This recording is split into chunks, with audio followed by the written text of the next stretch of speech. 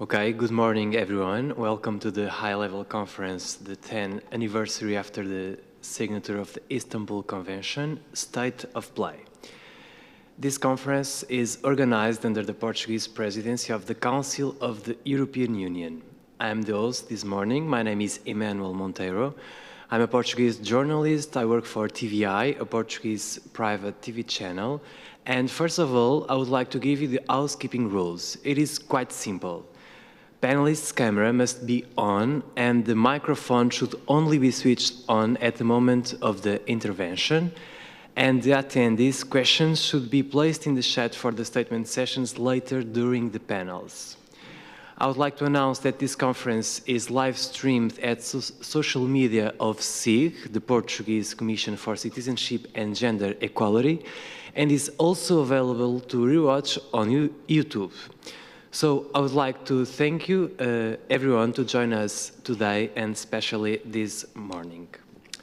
So we are going to start with the opening session. The first to speak is Mariana Vieira da Silva, here in Lisbon on my right side. Mariana Vieira da Silva is the Portuguese Minister of State for the Presidency of the Council of the European Union. The second to take the word should be Helena Dalli, the European Commissioner for Equality.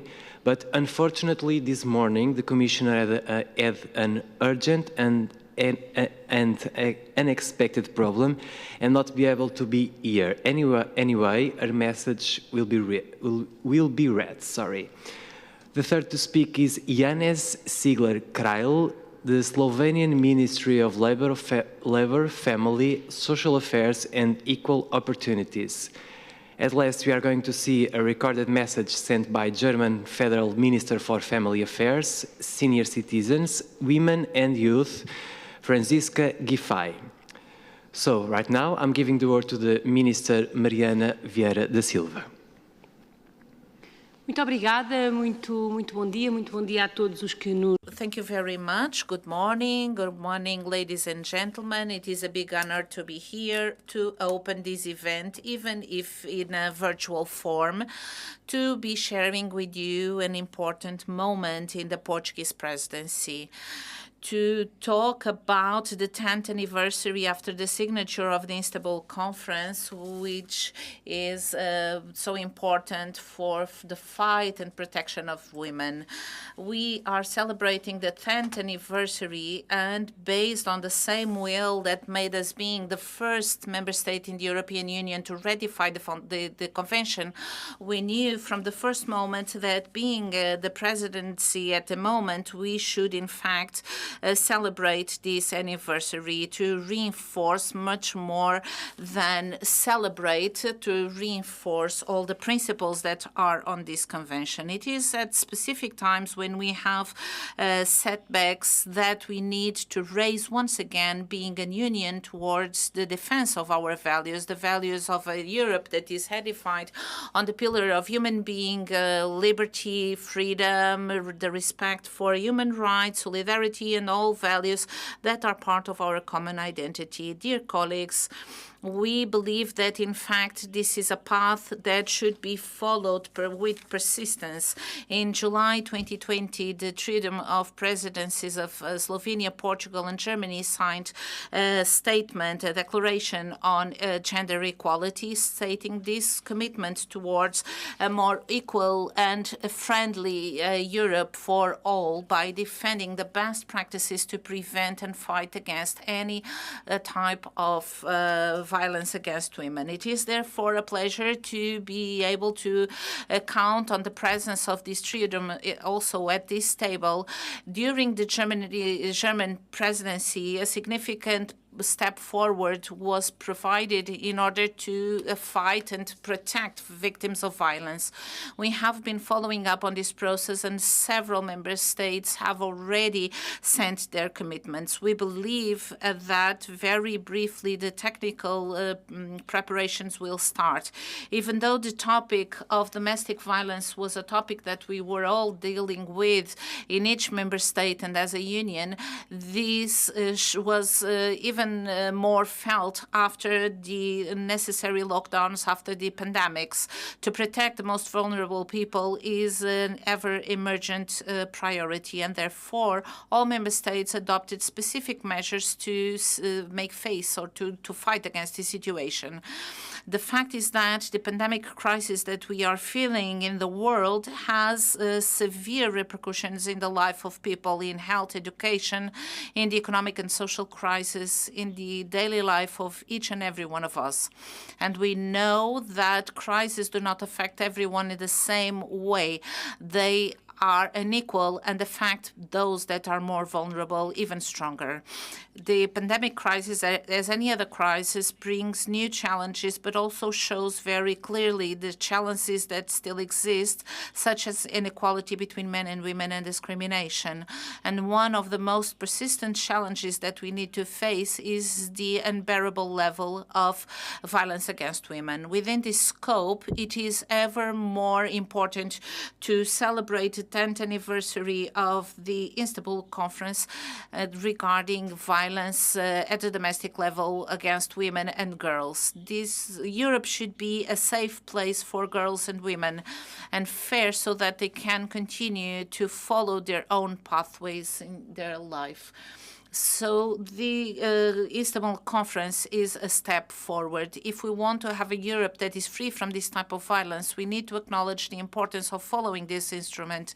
It is therefore important to understand that the Istanbul Conference is a tool that allows for the necessary guidelines to be followed in all member states. It is therefore fundamental to continue to have the European strategy for gender equality, following the necessary measures and following the ambition of the European Union in this domain.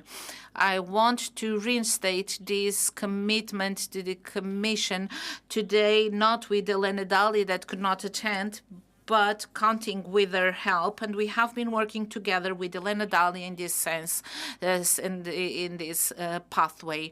I would also like to remind you the words of the President of the European Union when she said that we need to have a strong framework to protect women. And that's why the guidelines of the conference, of the Istanbul Conference, are so important, giving the necessary value to all the instruments and tools that it defines, defining public policies that can help us in fighting effectively against violence, not only against women, but protecting the human rights of everyone, also online. Dear colleagues, we know that in the past 10 years, the pathway has not been easy for all, but our response needs to be a single one, and it's part of the preamble. We expect to have a Europe that is free from violence against women and domestic violence. I therefore appeal and claim to the programs that we should define based on this joint ambition, an ambition that is based on what we want to have in the European Union, so that we have a union towards equality, a union where men and women, boys and girls in all their diversity are free and able to implement their life projects. And only when we have this Europe without fear, without victims, without unsafety, that is based on the framework of the Istanbul Conference, we can say that we have a union free of violence. And towards that, we need to commit, each and every one of us needs to commit and work forward. I wish you a very fruitful conference. Thank you, Minister Mariana Vieira da Silva. Right now, we are going to listen Lesia Radelik on behalf of Commissioner for Equality, Elena Dalli. Good morning, everyone. And on behalf of Commissioner Dalli, let me convey this message. Today, we celebrate more than just the 10th anniversary of a legal framework. The Istanbul Convention is a strong international recognition and engagement towards combating violence against women and girls. It was a culmination of years of studies confirming the magnitude of the problem and differences in national responses across the continent. The Convention set the bar high by presenting common legal standards for preventing, protecting, and prosecuting gender-based violence against women. Signing the convention showed the common political will of the EU and its member states to support and empower women. So today we are indeed celebrating more than a legal framework. The convention is providing a lifeline for women and girls, ensuring that they can access shelters, telephone hotlines, specialist support services, crisis centers, and legal assistance. The convention makes it clear that violence against women and domestic violence is not a private or family matter, but a criminal behavior. Criminal offenses for which there should never be impunity. Today, the need for the Istanbul Convention is greater than ever. We have seen a sharp rise of violence during the pandemic, but even before the pandemic, we know that 1 in 3 women have experienced domestic and sexual violence, or both. And the 1 in 20 women has been raped. But we also know these figures are underestimated. Only around 6% of sexual violence is actually reported. We also know that the prevalence of violence is 10 percentage points higher for women with health problems or disability. And as the Me Too movement continues to show, sexual harassment is everywhere and at every level. For example, 75% of women in top positions have experienced sexual harassment in their careers. In this context, with these figures, it is extremely worrying that some states in Europe are pushing back against the convention. As expressed in the European Parliament 2 weeks ago, Commissioner Dalli deeply deplored the decision of the very country that gave its name to the convention to withdraw from it. This would be the first time in our history that a country has withdrawn from a human rights convention. It is a dangerous signal to be sending to the world and to the victims of violence. Commissioner Dalli agrees that debate is healthy in a democracy, but it must be based on an accurate information. And there are many misconceptions in this debate. So let us get the facts straight. The convention has one single aim: to ensure that gender-based violence against women is prevented, that victims are protected, and that perpetrators are prosecuted. And to achieve this, the convention is based on the premise that eradicating violence against women and girls requires policy measures and investment in gender equality. There are no hidden motives of any kind. The EU has signed the convention, but the conclusion of EU's accession is not advancing. As announced in the Gender Equality Strategy 2020-2025, the Commission is therefore preparing an alternative legislative proposal to prevent and combat violence against women and domestic violence in the EU for the end of this year. We also continue our work with member states to ensure that EU law on victims' rights and protection measures are properly implemented, to set up an EU network on the prevention of gender-based violence and domestic violence, to draw up recommendations on the prevention of harmful practices, to fund projects tackling gender-based violence, including training, capacity building, and support services, and to continue to collect reliable data on gender-based violence. There is no justification for failing women and girls. Now more than ever, it is essential that state parties, both in the European Union and outside, stand by the provisions of the Istanbul Convention as the golden standard to eradicate gender-based violence against women and girls. Now, more than ever, it is time to show leadership.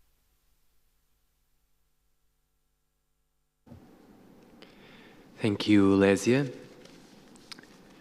Right now, I'm giving the word to Janez Sigler-Krajl, the Slovenian Ministry of Labor, Family, Social Affairs and Equal Opportunities. Dear Minister Vieira da Silva, ladies and gentlemen, good morning from Slovenia, who is experiencing a major snowstorm today. Totally opposite of what we would expect in the spring. But anyway, It's a great honor for me to participate at today's conference that marks the 10th anniversary of signing the Istanbul Convention. I believe it is the right time to come together to reflect upon what we have accomplished over past 10 years. There were many important steps forward, however, many challenges still exist. Therefore, it is now right time to strengthen our efforts towards our common goal to eliminate all forms of violence against women and girls. It is important to send a strong message of commitment to equality between women and men by making it clear that we strive for Europe and world with a zero tolerance for violence. In this context, preventing violence against women is also one of the focus areas of the Trio Declaration on Gender Equality, which we have signed together with our German and Portuguese colleagues. On the EU level, we have also committed ourselves to establishing an EU-wide telephone number for national helplines for violence against women and other victims of domestic violence. Slovenia is committed to the principle of gender equality. Violence against women and girls is a major obstacle to its full achievement. Therefore, preventing all forms of violence, including domestic violence, is a high priority issue in Slovenia. The implementation of the Istanbul Convention was and remains one of the priorities of our government. The COVID-19 pandemic has changed many aspects of our lives. It has disproportionately affected women and highlighted many pre-existing challenges. Slovenia has adopted different measures for preventing and combating domestic violence during the lockdown due to the COVID-19 pandemic, and the new national strategy on preventing domestic violence and violence against women will be prepared by the end of this year.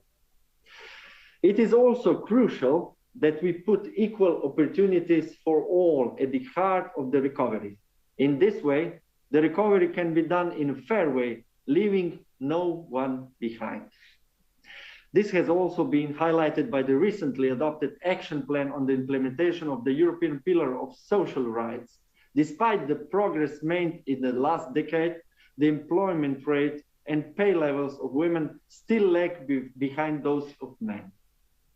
We have to strengthen our efforts to address the obstacles to women's participation in the labor market, which include gender-based stereotypes, discrimination, and unequal sharing of care and work responsibilities. In this view, the Gender Equality Strategy 2020-2025 represents a good strategic framework to push forward women's rights and gender equality, not only at the European level, but also at the national level.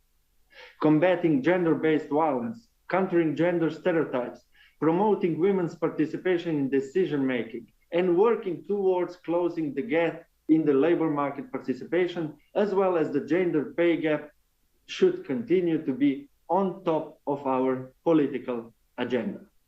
When speaking about the violence against women, it is important to bear in mind that it may take on many different forms.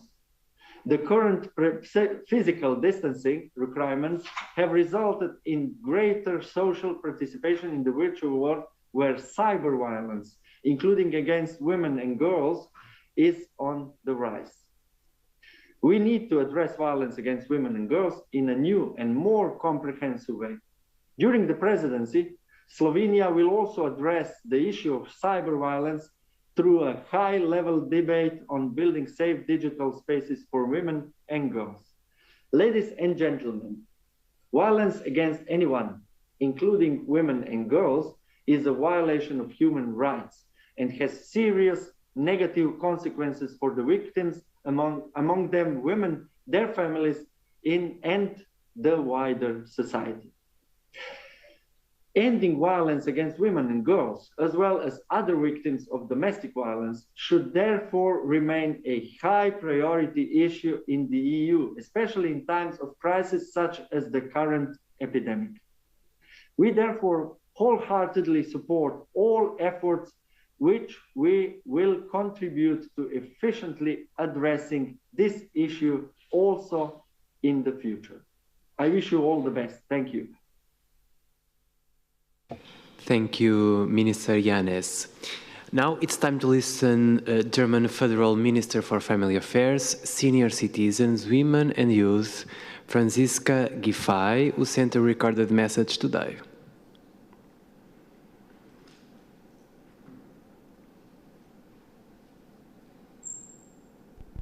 Ladies and gentlemen, I send you my best regards today from the German capital, Berlin.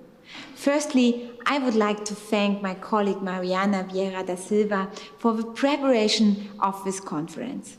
We are celebrating the 10th anniversary of the opening for signature of the Istanbul Convention. The Istanbul Convention has helped to further women's rights.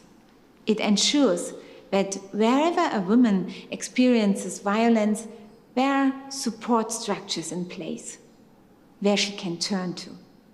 Especially during the COVID-19 pandemic, we saw how the Istanbul Convention can be implemented to help member states to ensure that women can access support even during the lockdown. I believe we must further strengthen our efforts to fight the misinformation around the Istanbul Convention and instead underline its importance at every possible occasion. Therefore, I would like to call on all countries in the EU, the Council of Europe and beyond to ratify the Istanbul Convention. The last 10 years have shown all across the EU, member states are working to improve legislation and practices to protect women from violence. During our presidency of the EU Council, we made another step forward in this matter. I am very happy that EU ministers for gender equality have supported our initiative to create a European helpline for women in violent situations. That is a great success, and I hope there will be many more.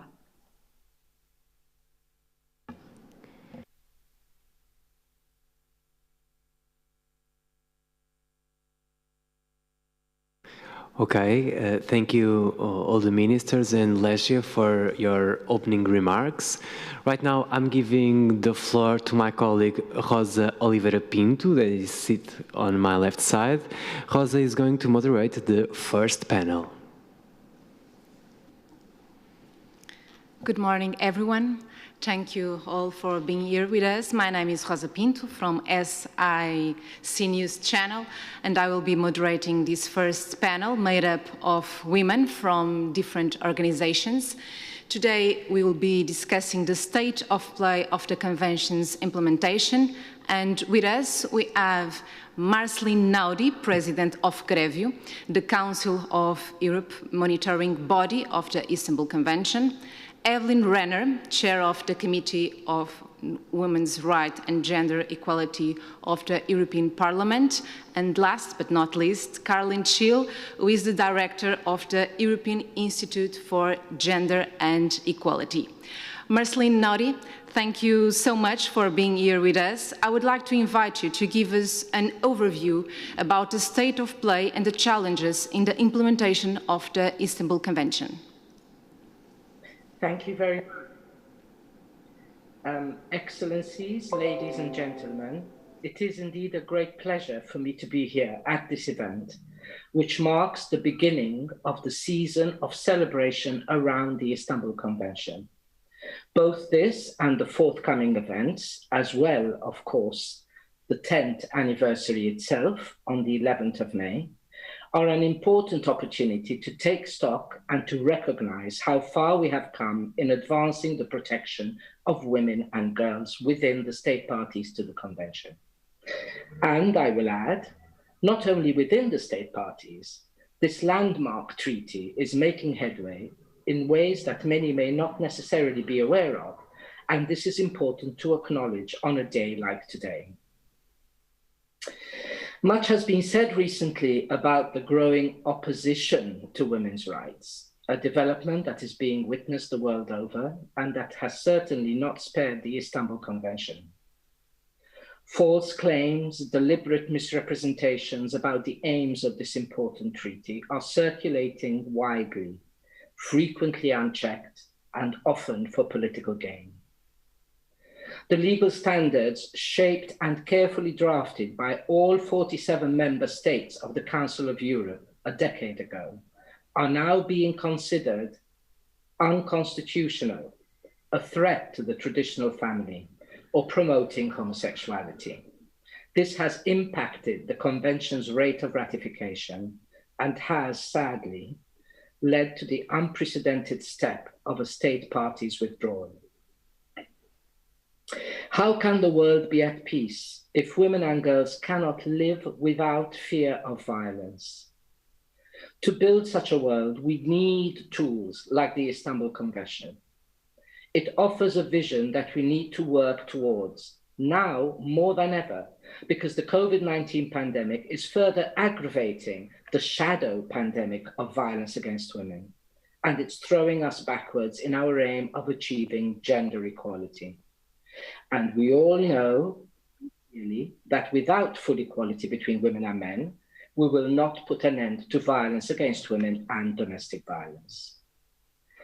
It is therefore with positivity and pride that I am sharing with you examples of how the Convention is indeed changing lives for women and girls affected by violence, and how it is giving professionals the tools, funding, institutional support to enable them to offer their support and protection. Early into the existence of the Istanbul Convention, many state parties amended their legislation to bring it in line with the Istanbul Convention. Such changes are also happening in non-state parties who are preparing for ratification and who are assisted in this by the Council of Europe. There is a great interest in the standards of the Istanbul Convention also beyond the member states of the Council of Europe, with Kazakhstan and Tunisia having been invited to accede to it, and Kosovo giving it constitutional rank in order to apply its provisions. 10 years into the Convention, we are now seeing the result of the Convention's steady implementation. For example, in Sweden, following the entry into force of the consent-based legislation on sexual violence, the number of prosecutions have gone up, because many cases that used to be disqualified as rape can now be prosecuted. Some countries have, for the first time, introduced emergency barring orders, now making this a near universal standard in ensuring safety for women in abusive relationships. Andorran legislation has expanded to cover more forms of violence against women and to recognize the gendered nature of violence against women. Other state parties, for example, Spain, have recognized the need to broaden their policy approaches and have taken measures to increase responses to forms of violence against women beyond domestic violence.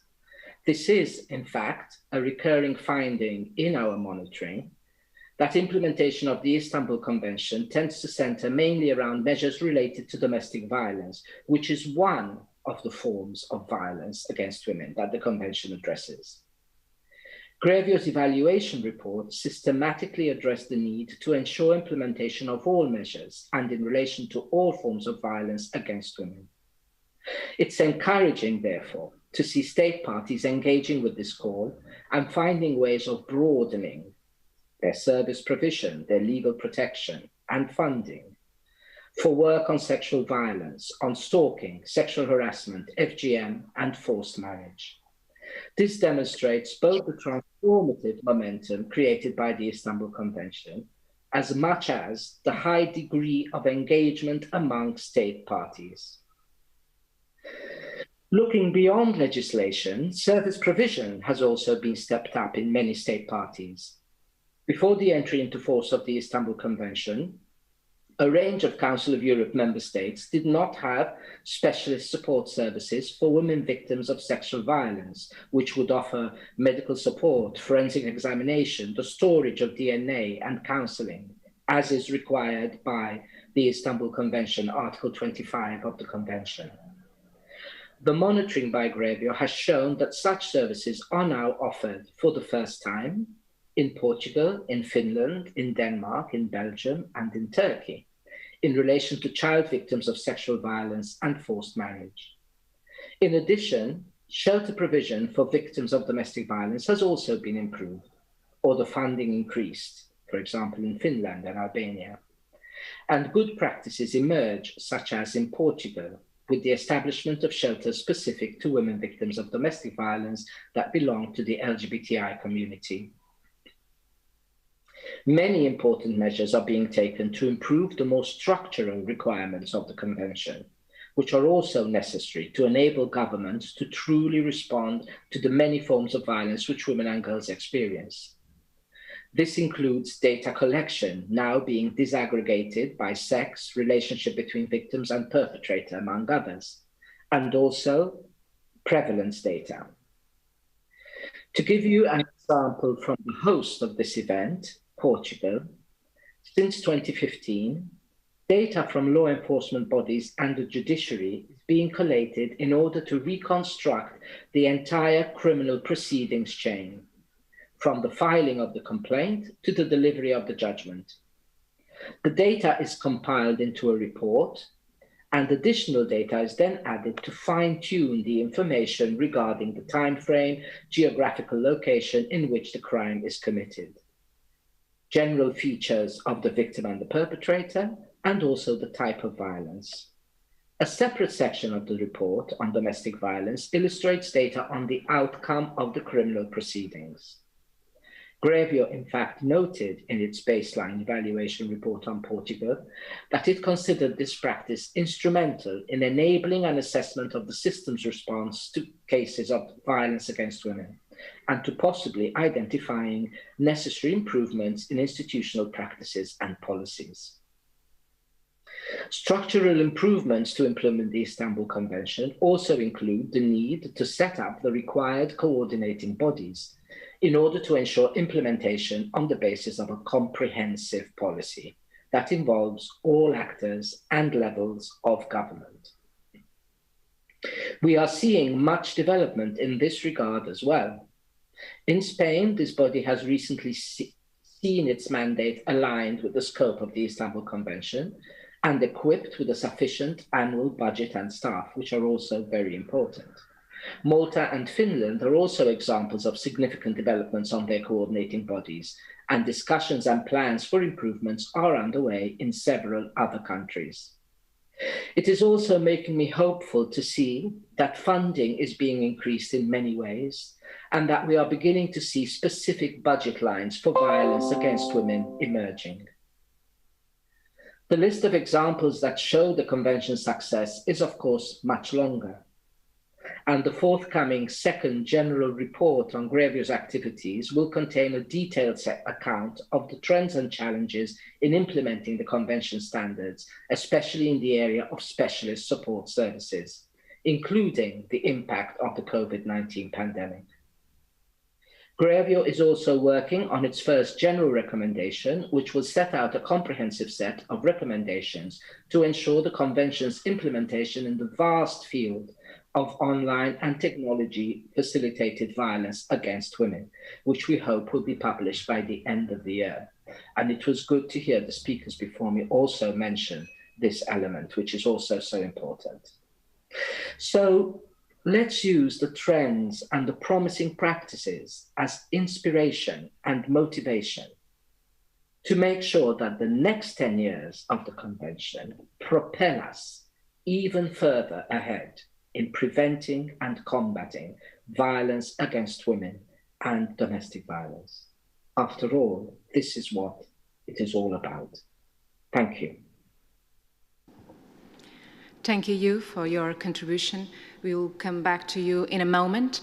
Evelyn Renner, it's a pleasure to have you here with us. We'd now like to hear from you on the state of play and the challenges in the European Union.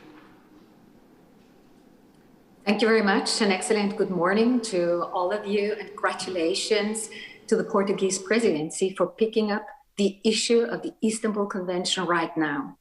We need it more than ever during and because of the coronavirus. We all know domestic violence is getting up, and we are at the crucial moment where we see progress, in some member countries concerning the implementation of the Istanbul Convention, and on the other side, of course, the backlash.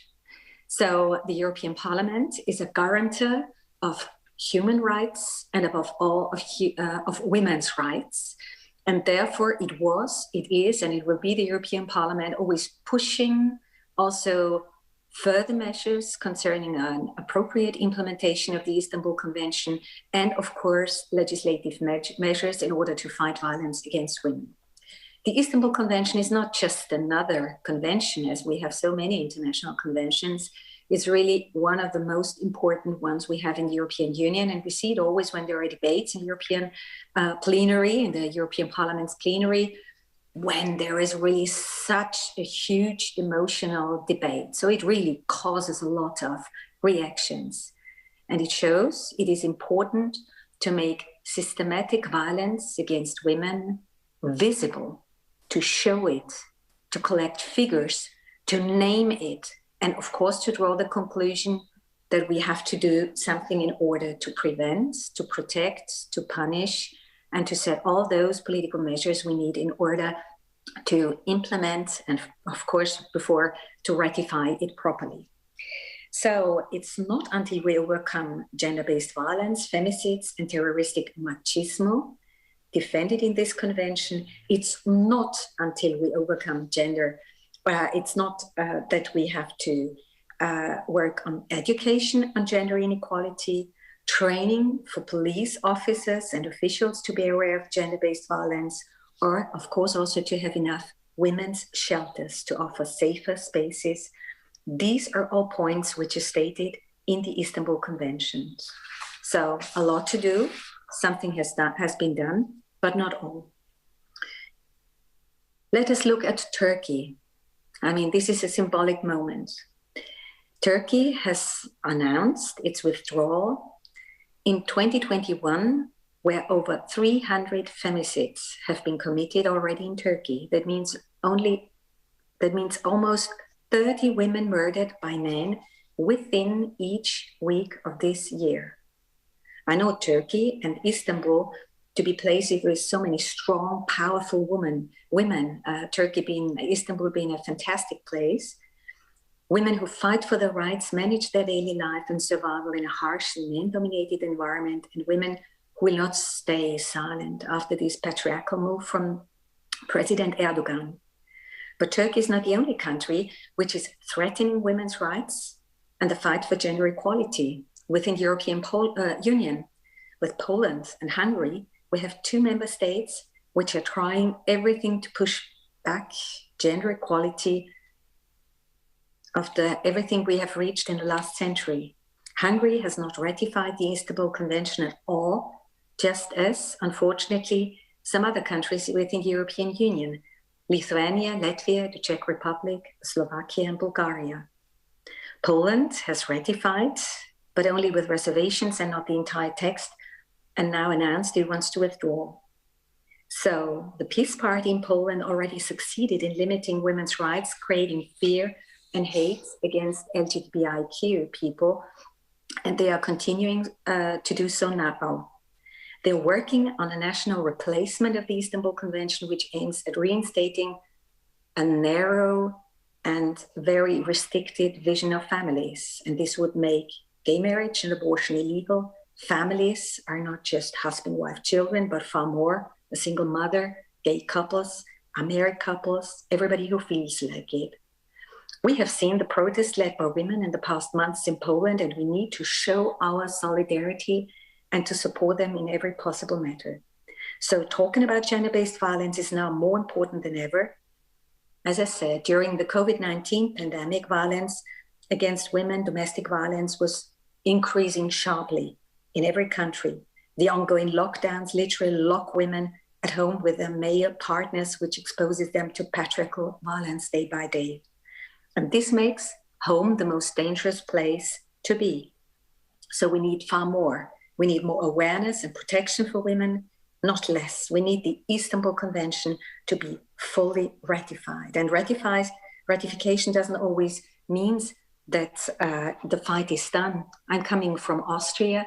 Here I can see, thank God, the capital, the city of Vienna, invested money in difficult times to build a new women's shelters.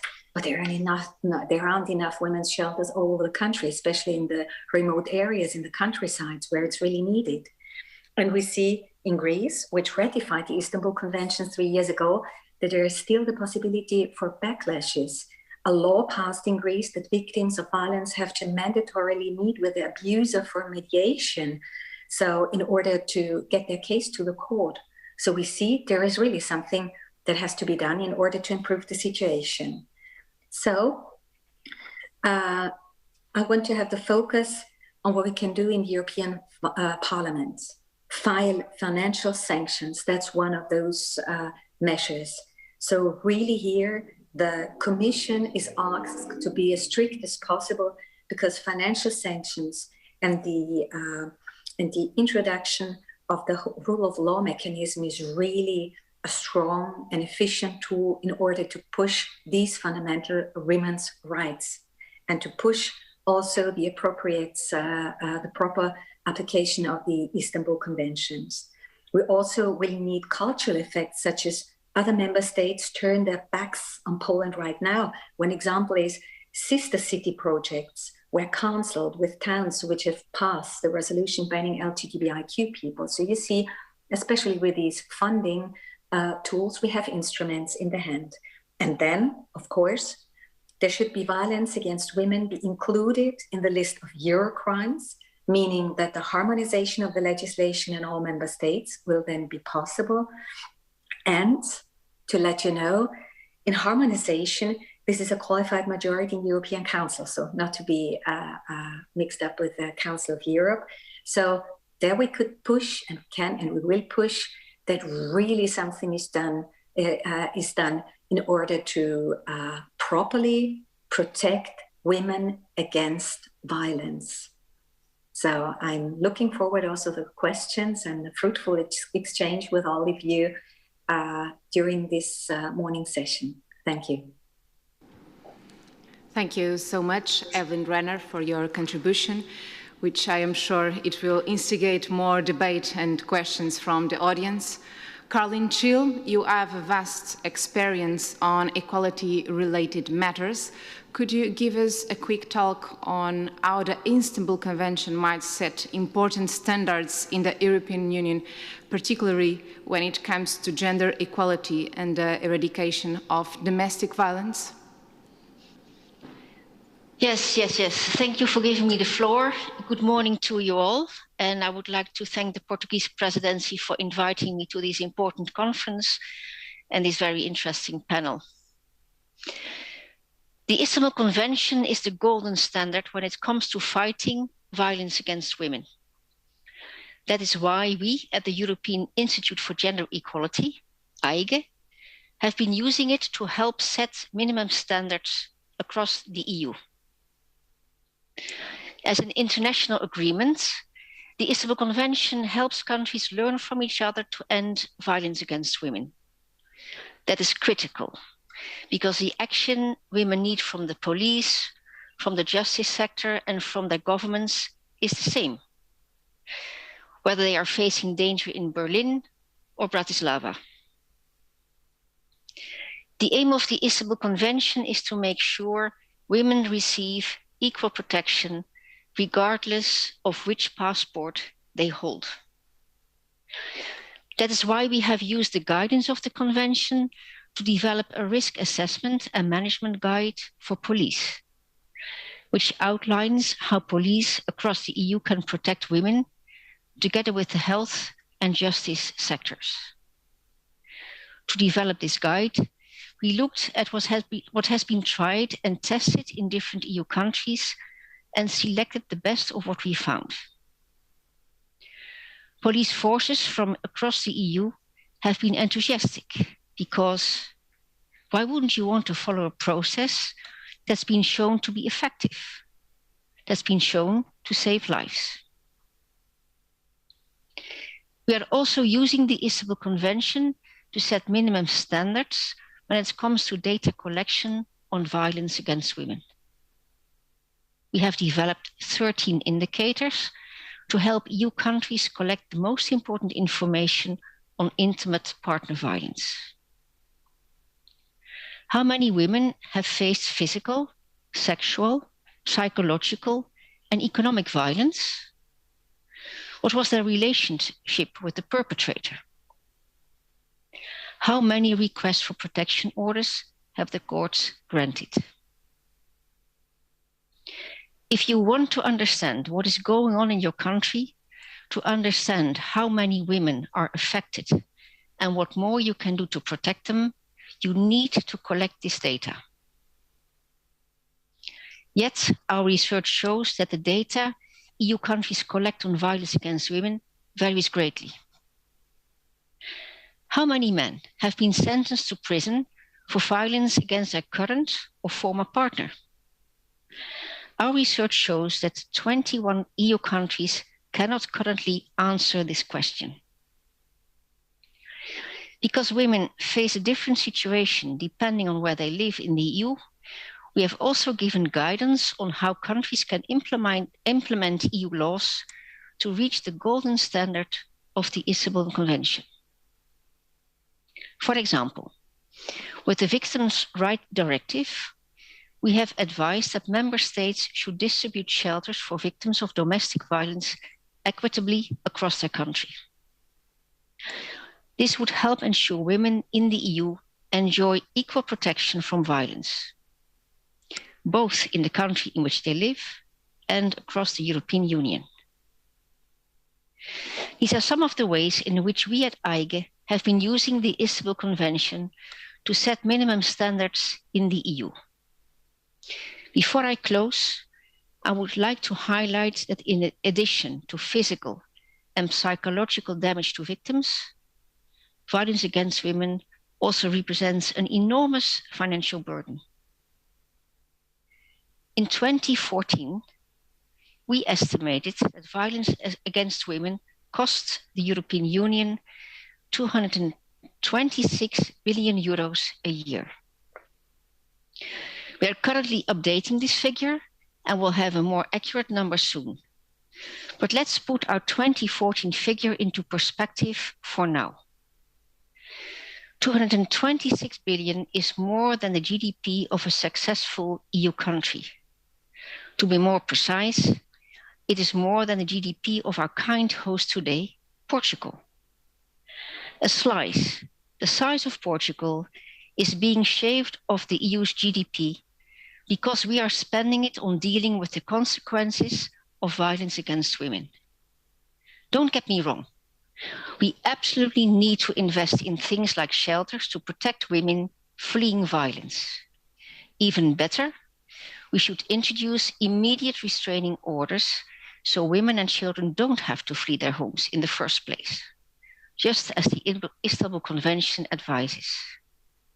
Yet, most important of all, we need to wipe out the root causes of violence against women. These root causes are the same, from Berlin to Bratislava and from Brussels to Budapest. These are the beliefs about the fundamental nature of women and men and the roles they should play in society. These are the beliefs that keep women from a position of equality in every single country in the world. The Istanbul Convention recognizes these beliefs at the root cause of violence against women, which is another reason it should be the golden standard guiding all our actions. While we all have our own cultures and histories, equality between women and men and an end to gender-based violence are the values of the European Union, and they are the values each member state has signed up to. These values are non-negotiable. The EU's signature to the Convention on behalf of its 27 member states, each with its own proud history, is testament to this fact. Each of the 44 European countries that signed the Istanbul Convention did so because they wanted to end violence against women, and because they believed the best way to do this was by following the golden standard of the Convention and learning from each other. Yet, some countries are not implementing its provisions or are retreating from the convention entirely. This is despite the fact that none of these 44 countries has yet managed to eliminate violence against women. Women continue to be in danger across Europe. A sad truth the COVID-19 pandemic has made very clear. This is why I'm happy to see many more countries using the guidance of the Convention as a springboard for action to protect women. Finland has introduced a 24/7 helpline for victims. Spain has made stalking, a form of harassment largely experienced by women at the hand of men, into a crime. And as we speak, the European Commission is listening to voices from across Europe in its public consultation on gender-based violence. Anyone affected by gender-based violence or working on the topic can tell the EU what they will need from future legislation. These examples show that while our attention is focused on bad news around the Istanbul Convention, beyond the headlines, we also see progress and cooperation. Because it is when we work together, when we share information and raise awareness, that's when we get things done. Thank you. Thank you all for your contributions. We are now moving into the statement sessions from participants. We will start with Elena Bonetti, Minister for Equal Opportunities and Family from Italy.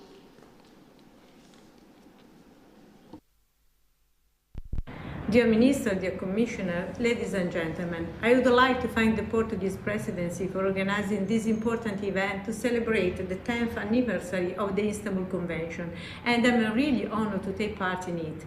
My contribution today intends to underline the political relevance of this legal instrument ratified by Italy in 2013 and that is today the most progressive and ambitious international human rights treaty focused on combating violence against women. Today, we cannot go backwards because the protection of women from violence and more generally, the recognition of women's rights as a human right is part of the European culture and value. During the pandemic, gender-based violence significantly increased, demanding new and strong measures to assist victims. In this perspective, Italy has consolidated its commitment. Interventions and measures have been implemented even in emergency, in line with the recommendation addressed to our attention by the Grevio, whose mandate and action is crucial for us. In order to address all aspects of violence against women, the Italian government is following a roadmap that will lead to the adoption of the new National Strategic Plan on Maid Violence Against Women for the next years. This roadmap is based on the results achieved so far. Among the recent good practices, let me recall measures to combat economic violence, such as the Freedom Income and the Freedom Microcredit in favor of women victims of violence.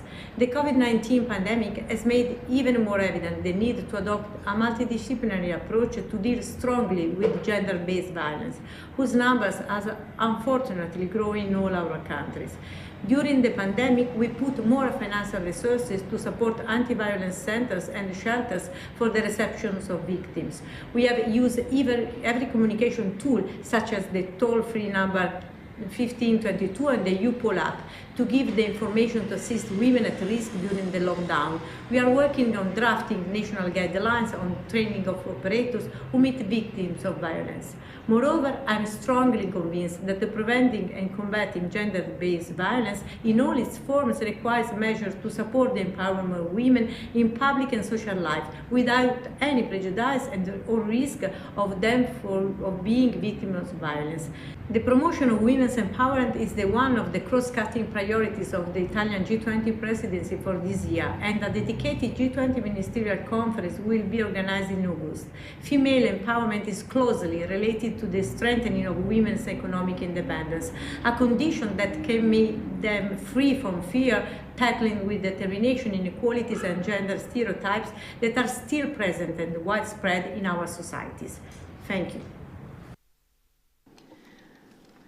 Now we have a statement from Suzanne Raab, who is a Federal Minister for Women, Family, Youth and Integration in Austria. Dear Presidency, honorable colleagues, dear ladies and gentlemen, the Istanbul Convention is the first legally binding international instrument to combat all forms of violence against women. It has been an important milestone in the fight against gender-based violence and serves as a motor for future progress in the fight against gender-based violence, not only nationally but also internationally. Austria has been a strong advocate and supporter of the Convention since the very beginning and has been one of its first signatories. Austria, together with monarchy, was also the first country to undergo a comprehensive baseline evaluation. During its EU presidency in the second half of 2018, Austria campaigned intensively for an EU ratification of the Istanbul Convention and to this day remains committed to this cause.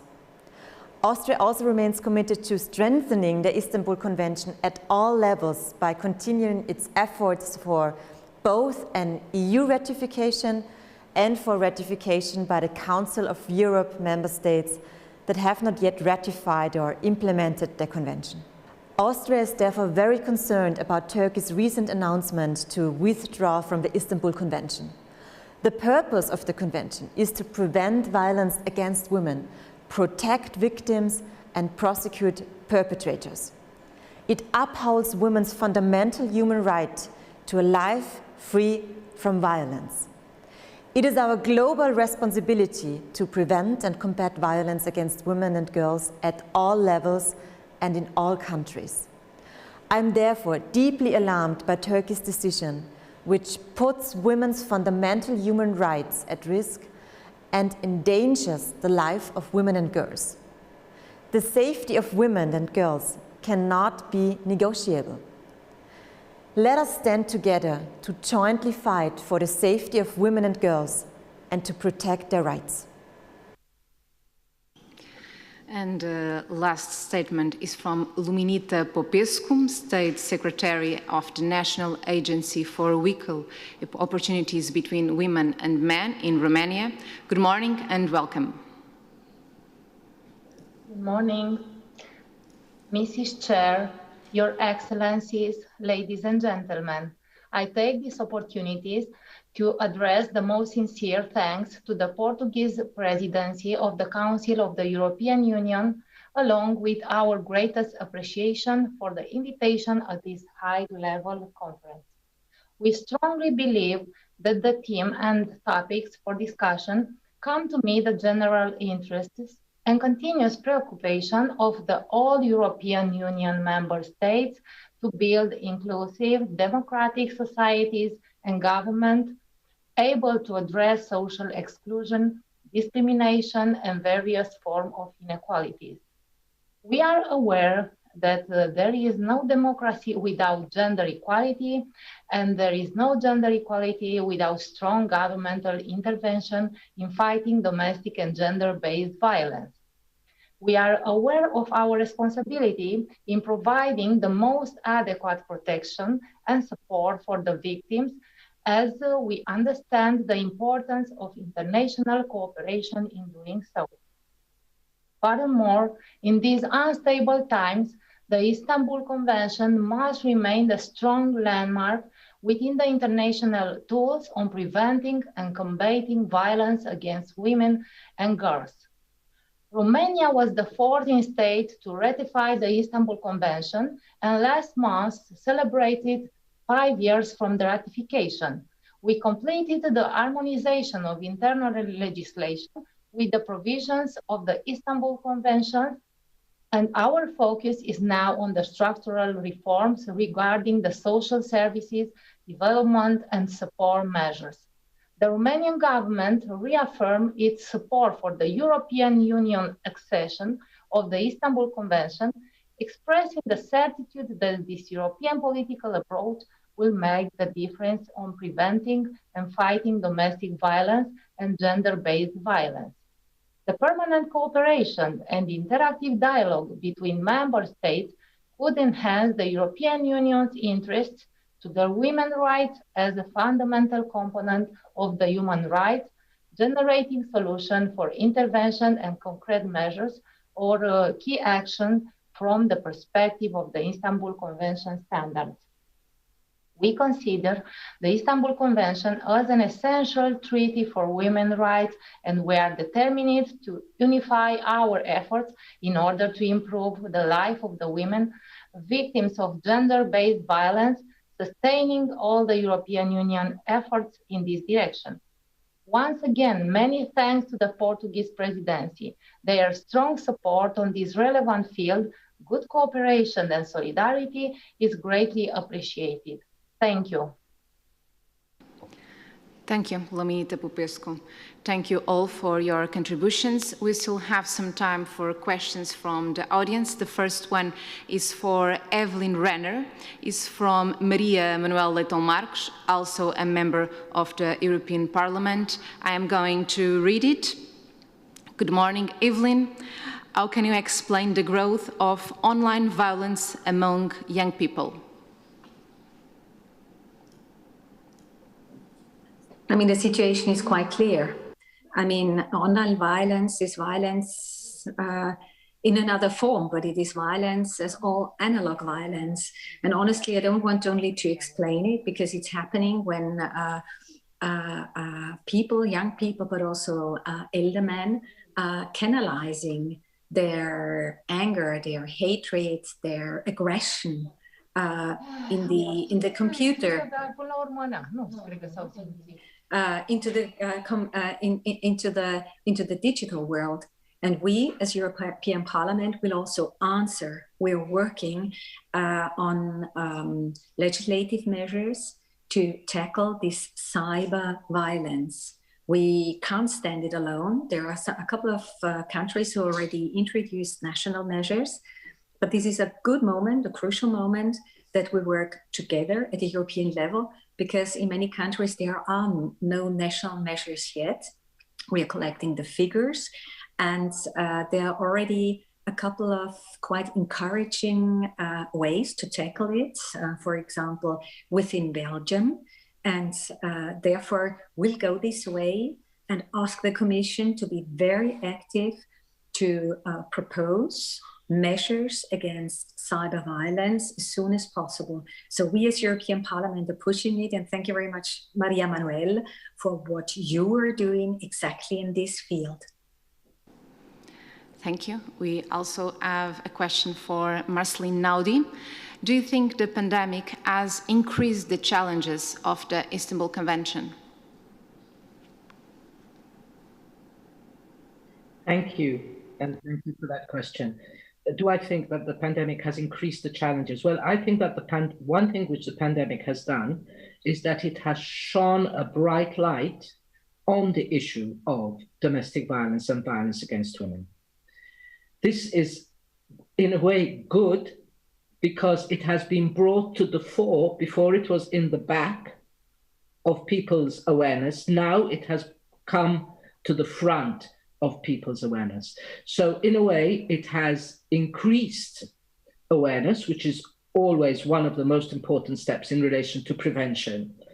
On the other hand, of course, yes, it has made the situation of women who are experiencing, women and girls who are experiencing violence against women and domestic violence more challenging. It has created challenges for services who support the victims. Again, on the other hand, it was good to see how swiftly many of the specialist services adjusted to the conditions which were brought about by the pandemic. And many services switched to online services rather than face-to-face. And so, yes, has it increased the challenges? It has increased the challenges that women face in relation to violence against women and domestic violence. But it has also brought to the forefront of people's awareness and of the public agenda in the media, etc. There was a lot about domestic violence. So it has brought that more to the forefront, which is good. The challenge that we now face is, as we come out of this pandemic, what will happen then? Will domestic violence remain a priority, and violence against women, will it remain a priority in states' funding, use of resources, etc.? Thank you. We also have a question from Sofia Branco, who is a Portuguese journalist. I think Caroline Chill could answer it. The question is this: there are still 6 member states which have not signed the convention while the European Union itself has done it. What should or could be done regarding those countries? Thank you very much for giving me the floor and for this question. Well, I can only answer this, of course, from Aige's perspective. And I think what was mentioned by many of the speakers this morning, and what I also highlighted in my intervention, is that it's so important to share data and information with everybody, because data and information, they tell about the reality. And I think it became obvious from what was shared by all the interventions, through all the interventions this morning, is that it's clear that still many women and girls suffer from violence in the European Union. So what I see as my task, as a task of my institute, is to keep providing reliable and good information about the situation on violence against women and girls, and that's what we can do. And hopefully, people will understand this information and act accordingly. So that's what I would like to say as from Aige's perspective as an answer to this question. I don't know if any of the other panelists would like to step in. So reliable data and information. It's key. And what I could repeat here is what I also mentioned in my intervention, that Aige has developed 13 indicators that can be used to look at intimate partner violence in member states. And I would highly encourage all member states to have a look at this information on our website and use it, because I think it can be very helpful and it's very relevant. Thank you. Thank you. Evelyn Renner, do you like to answer it too? Yes, thank you very much.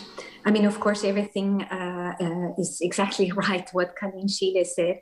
Figures, data are eyes opener. So then we see even better what's happening.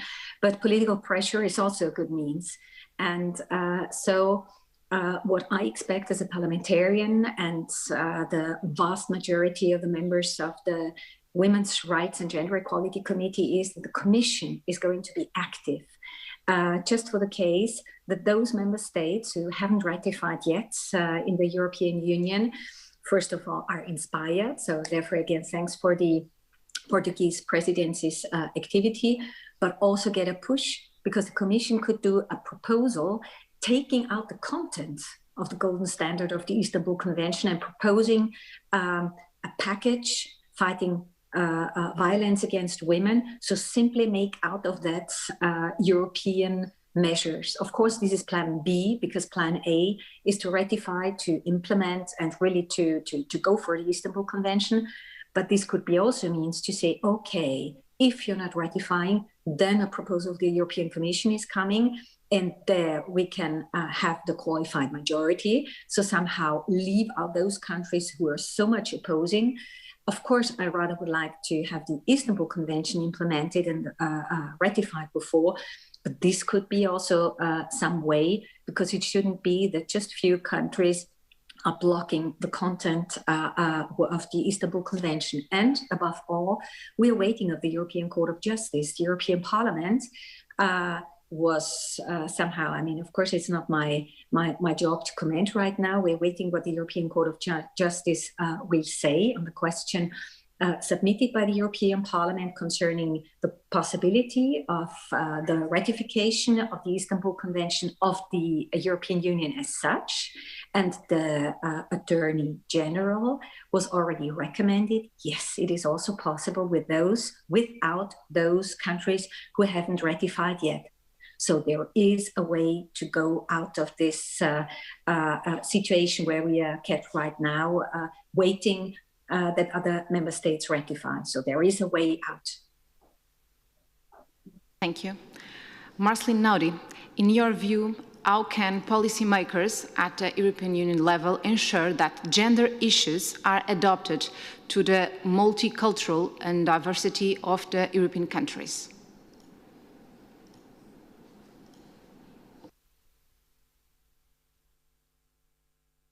Thank you. Sorry, it took me a while to unmute. Sorry about that.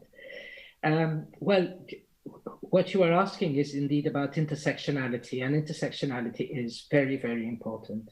So it is important that when we talk about women and girls, we acknowledge that women and girls come in all shapes and sizes. We are all very different. Although we are all women and girls, and we are all, because of the lack of gender equality within our societies, we are all treated in a less favorable manner. However, amongst the less favorable, there are some who are even lesser favorable. So I think that it is very important that policymakers keep this in mind, and that they are able to look at, to explore, and to consider, to listen to the needs of women coming from different minorities within society. So I spoke in my talk about a good practice indeed in Portugal, where you have a shelter specifically for LGBTI women, and that is a good practice. There may be other things, including that cultural awareness training is needed generally amongst the people, the workers, the professionals who work with violence against women and domestic violence, who work face-to-face and help support women generally. So this is very important because although we live in multicultural societies, we are often not fully aware of the ways that the more dominant culture might actually be helping to further disadvantage women and girls and other members of minorities. So it's important that we also have that cultural awareness training. Thank you, Marceline Naudi. We have one more question to Caroline Chill. There seems to be a perception that the data collection on women's violence doesn't match the reality. In other words, what I'm trying to ask, if there is a gap between what we know from the data and the reality across the European Union.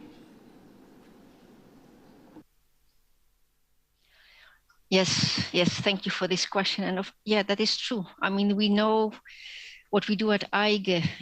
We use data that are available, that we can find. And we know that many of these data are not comparable. And it is true that data shows only a part of the reality in the European Union, unfortunately. And that's what we keep telling to member states, as we keep telling to our stakeholders.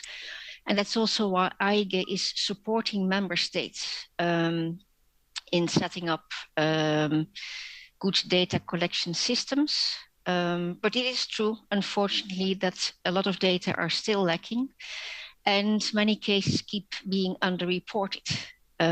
We also know that women do not always report violence that they are suffering from because of many different reasons.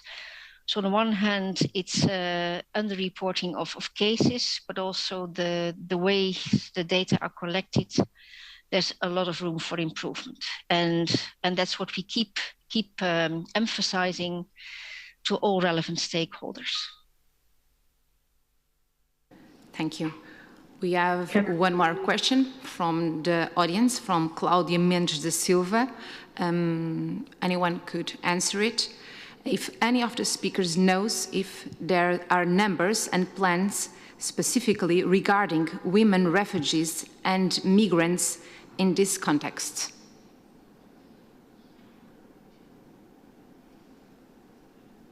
Can I possibly? Yes, of course. Thank you. Briefly to the previous question, if I may. May I do that quickly? Yes, for sure. I just wanted to add that in relation to data, we have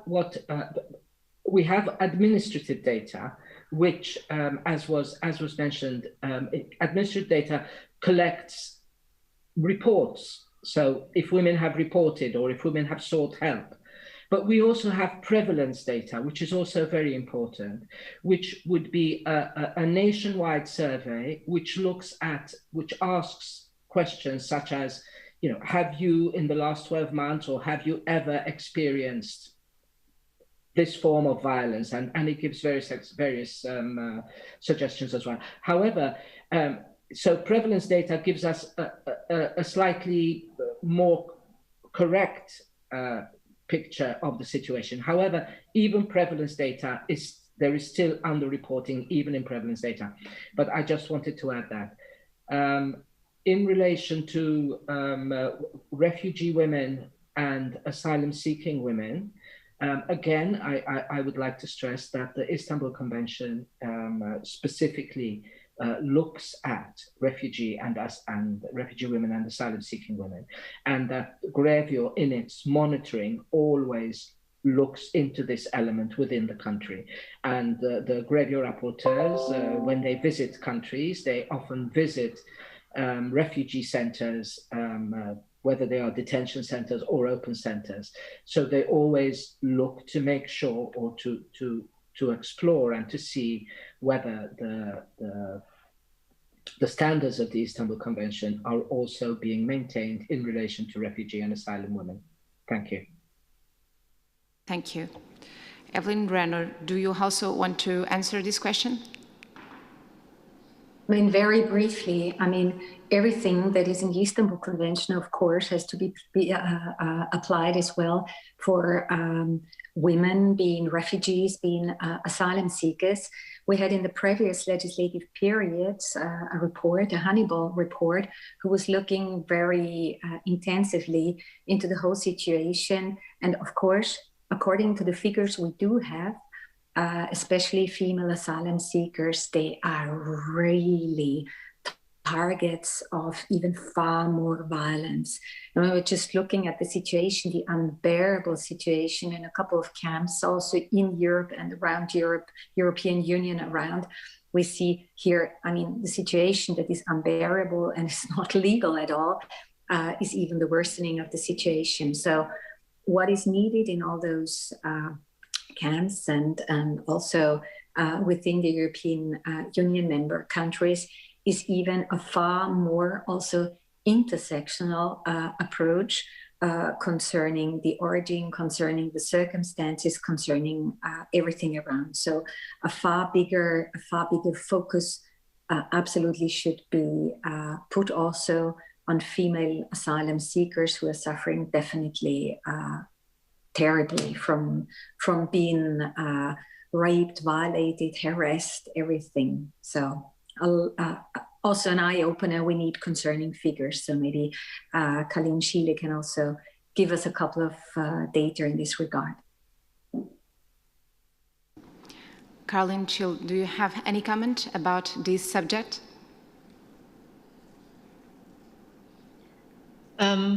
Well, no, not really at the moment. I think I said what I said, and again, it's really a shame that it's so difficult to get the real picture. But as I said, we are working hard to get it done. We support the relevant member states, the relevant stakeholders. We support the member states, And we will keep doing this. And an element that I didn't mention in my previous answer was that, of course, the COVID-19 situation is now even further aggravating the situation. And what we will do, what we have decided that from now onwards, we will link the COVID-19 situation to the research that we will undertake from now onwards. So whenever possible, we will take the COVID-19 situation into account while collecting information and data for our stakeholders. Thank you. Thank you. We have one more question for you, Caroline Chill. You talk about the investment of the European Union towards the protection of women from violence. What could be done to mitigate that cost and avoid more serious guidelines?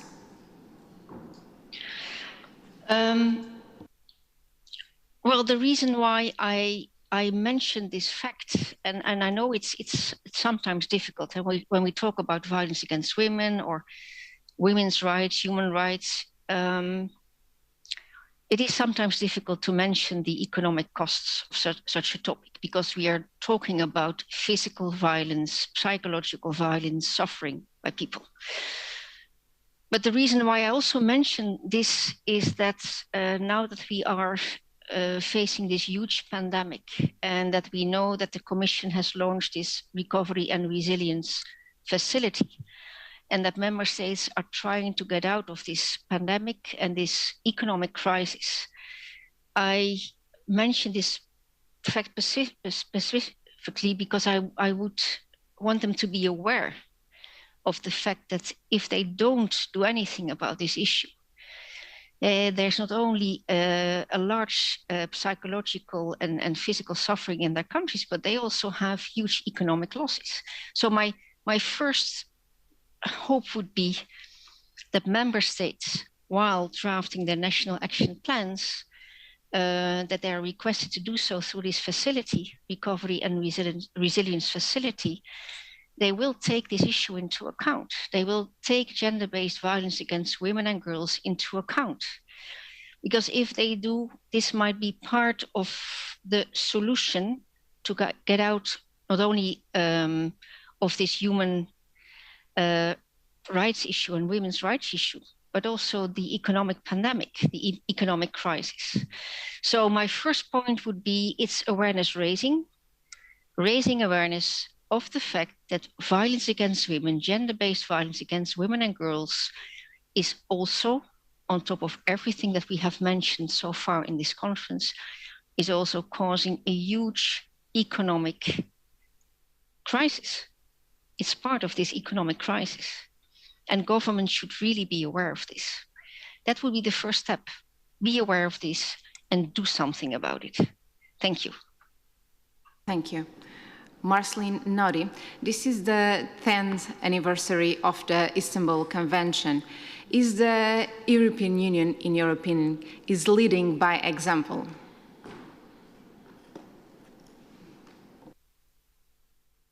Ooh. Well, I think as Grevio is Council of Europe, and as you know, that includes many other states that are outside of the EU. I would say that there are many countries in the EU and also outside of the EU that are leading by example. And I think that this is very important. I also think that it would be good if the EU gets to the stage where it actually accedes to the convention, where it ratifies the convention as a whole.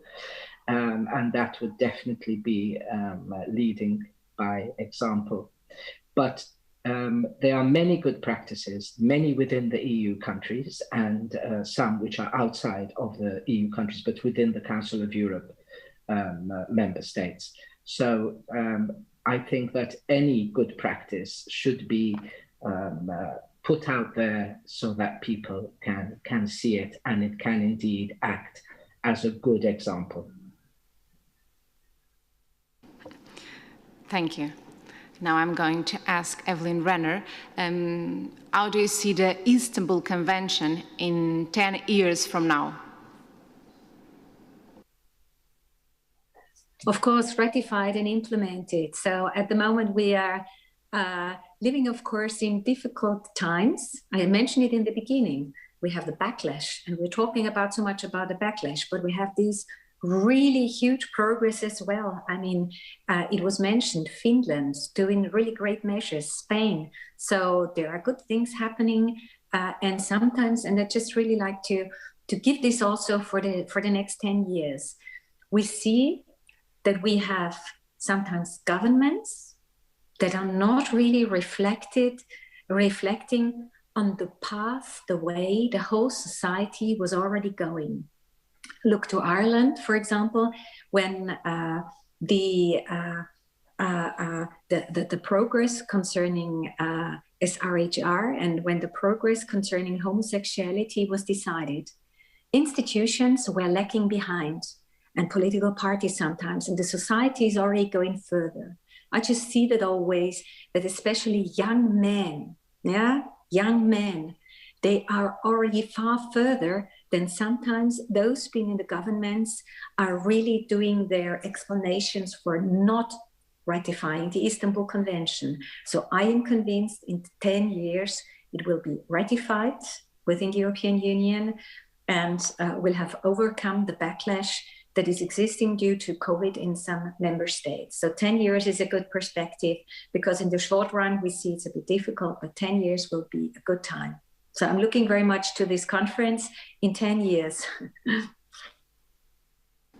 Thank you.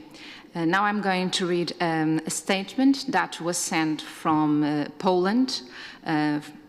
Unfortunately, the Polish governments for equal treatment could not be present today. However, it is important to bring clarification and insights on the work of the Polish government regarding the Istanbul Convention in light of some of the statements heard today. The Polish government consistently worked towards combating violence, especially violence against women and girls. Poland supports all initiatives which aim at diminishing domestic violence and violence against women. In this light, it is important to underline that the government has not been undertaking actions towards the withdrawal from the Istanbul Convention. To the contrary, Poland has been implementing its provisions successfully.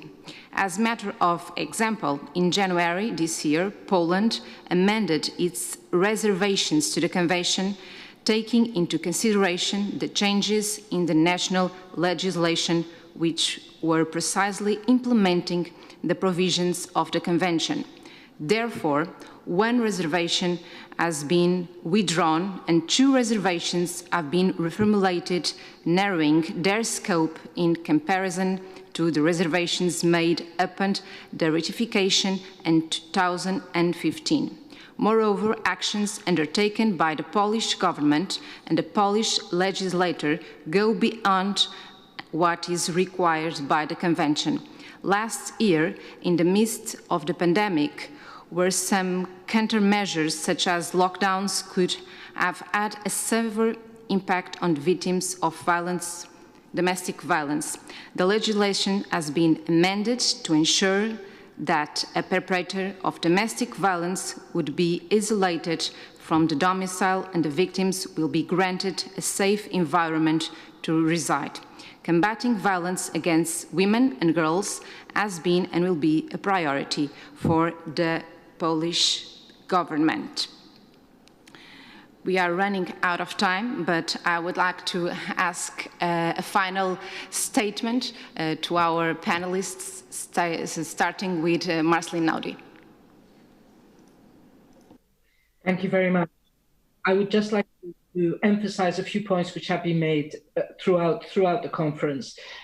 One is the importance of prevention, of tackling the root causes. Whilst I have always believed that any work in this area has to be two-pronged. We have to have 2 prongs. We have to have a prong that deals with the actual women and helping them through the support services, the specialist support services, etc.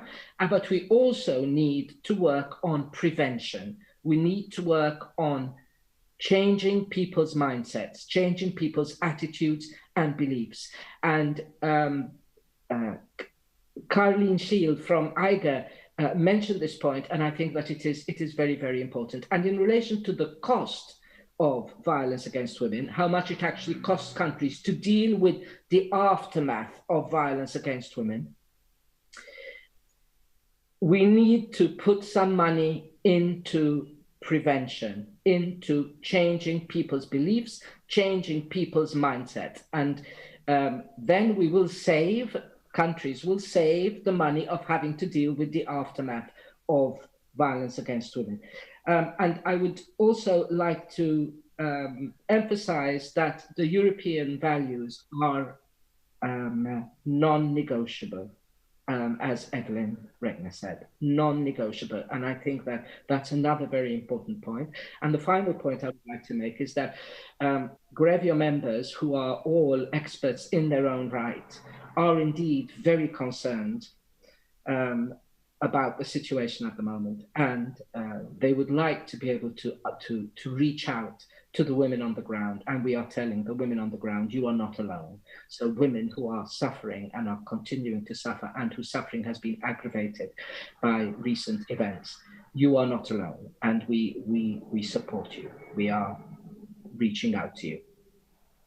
And final point, also made by somebody else, also look at the progress we have made. You asked, what is it, will it be like in 10 years' time? I tell you, look, we have moved forward a lot in the last 10 years. And if we are able to propel forward, to accelerate even more forward, then in 10 years' time, we should be in a much, much better position. Thank you very, very much. Thank you, Portuguese presidency, for organizing this and allowing me to participate in it. Thank you. Thank you a lot. Evelyn Regner. Thank you very much. I would like to go on. Yes, we already made an enormous progress. Violence against women, that was always a topic not too much talked about, not too much touched, not too much mentioned too much. Women were ashamed. The society, the neighbors, were maybe not listening so well. They just knew maybe there is some domestic violence at the neighbor's house, but let's not talk too much about that. So there is already a lot of progress that has been made, that violence against women, systematic violence against women, is a no-go, is a breach of human rights.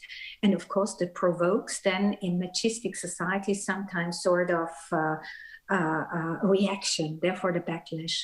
So the Istanbul Convention says it very sharply, violence against women is a no-go, and it is the task, the responsibility of the state, and therefore also of the European Union, of the countries of the worldwide, to do something against it effectively. And therefore we are on a good path, though, of course, being confronted also with backlash in several countries, but it's always like this, 2 steps forwards, 1 step back. So I'm also optimistic that we're going on, though really a lot of outspoken resistance, especially in those places where there is a lot of backlash existing right now, is needed, and therefore the full solidarity with all those fantastic women and also men in those countries where it's quite tough at the moment.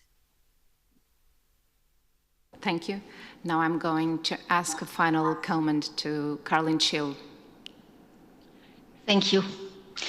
Well, I can only say here, having listened to the previous speakers, but let's continue the fight, if I may use that word, the good fight against gender-based violence against women and girls.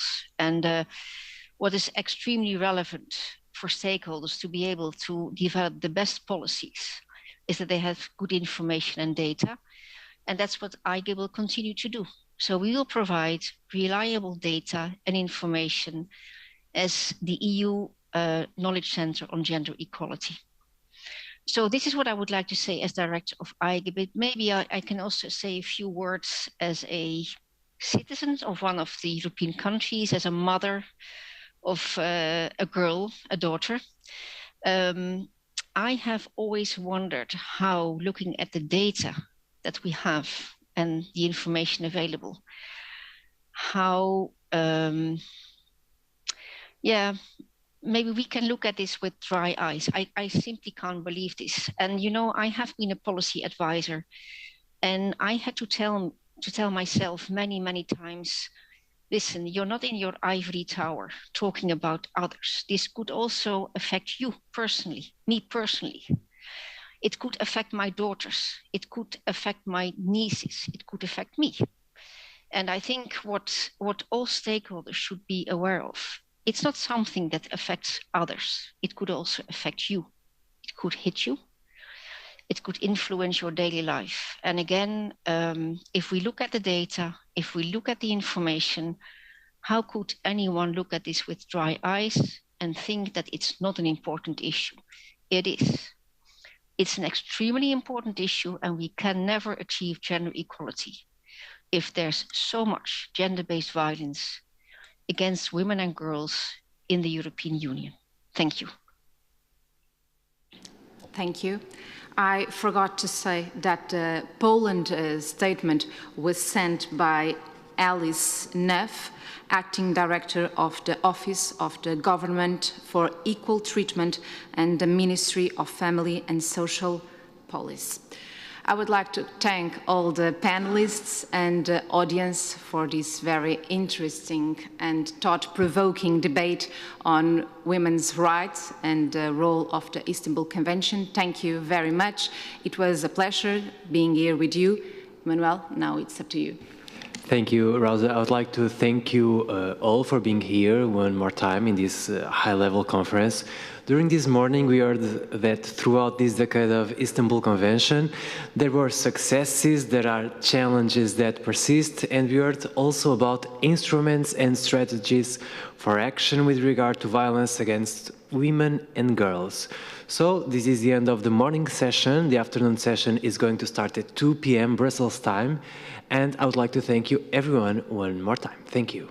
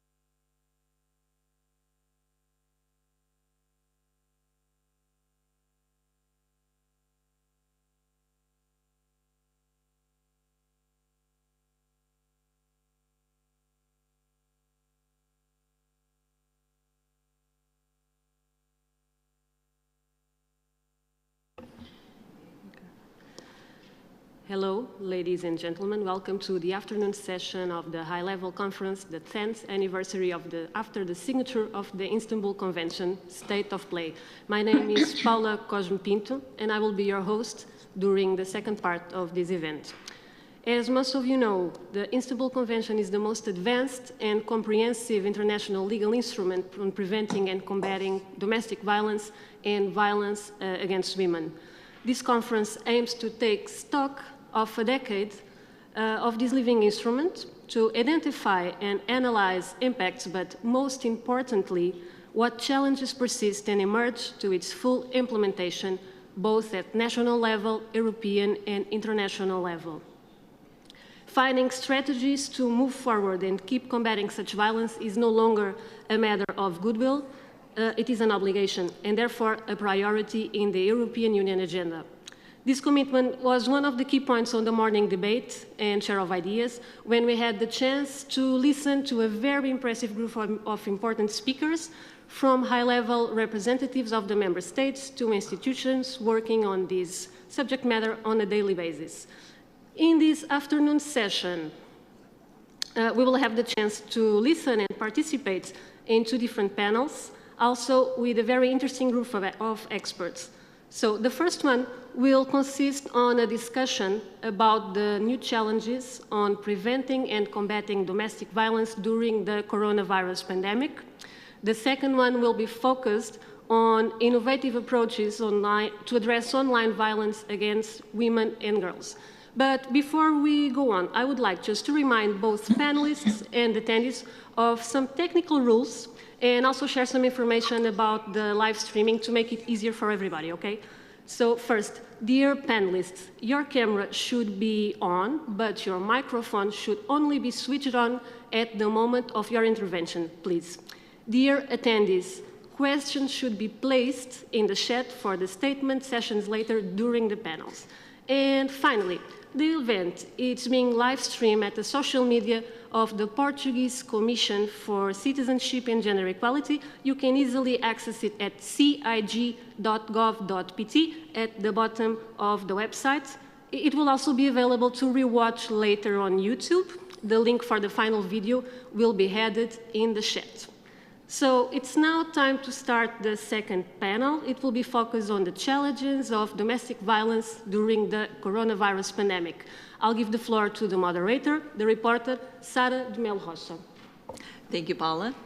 Welcome everyone to the second panel of the day, and thank you for taking your time to learn more about preventing and combating domestic violence during the pandemic. Like all of us, the Istanbul Convention didn't really predict something like COVID-19 or a pandemic. They didn't predict that something like this would happen, but the convention applies all time. So somehow the Istanbul Convention has given us the tools and guidance for governmental action during the pandemic, pointing out possible measures to take during this crisis. All over Europe, there has been a dramatic increase regarding cases of domestic violence. In some countries, calls to helplines doubled, and others, they have increased by up to 60%. Thousands of women are in lockdown with violent partners, unable to access safety or support services. So our panel today will help us to understand the impact of the pandemic on this kind of violence, and also what else can be done on this matter. So let's get started with the panel introductions.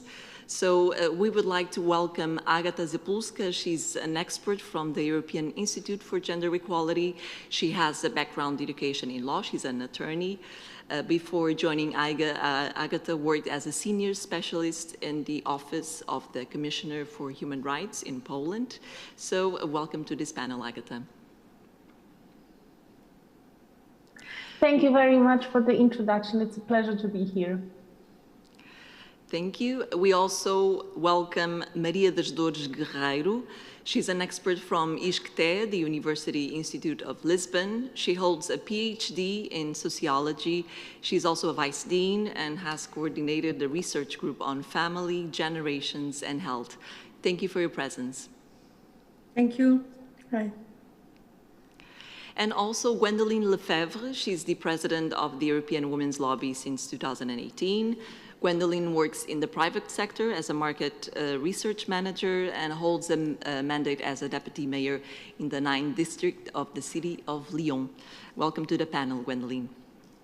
Thank you, and good afternoon, everybody.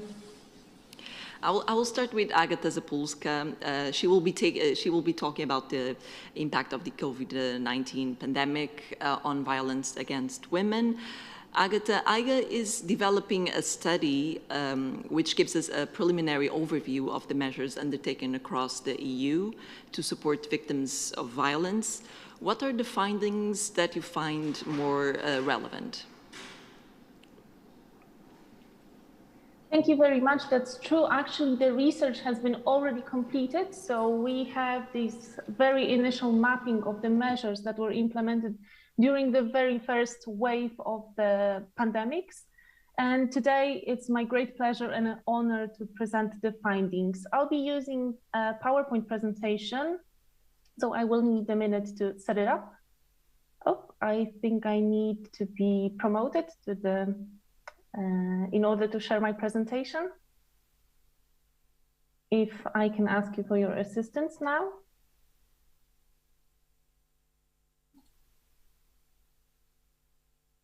We are just taking care of it very quickly. I think it's up. You can go ahead. Okay.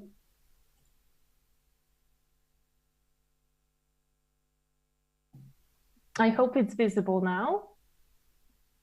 It is, thank you. Perfect, then I can start sharing.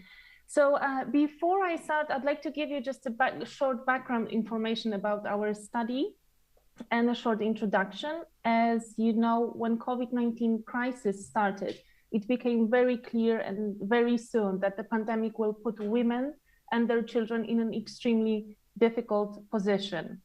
We already knew from the previous research that natural disasters elevate the risk of violence for women and their children. We could also suspect that getting into that quarantine and the lockdown measures will make it much more difficult for women to reach out for help.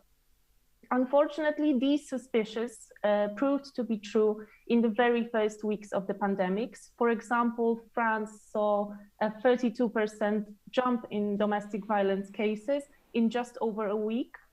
For example, in Lithuania, there was a jump of 20% more cases of domestic violence in the first 3 weeks of lockdown, which was more than over the same period in 2019.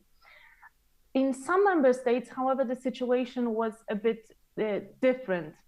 I mean, the dynamics of this situation was different. At first, there was a sharp decline in calls, which was then, after a couple of weeks, followed by a severe increase later on. Our study had 4 main objectives. We wanted to qualitatively and quantitatively scope out the impact of COVID-19 crisis on violence against women.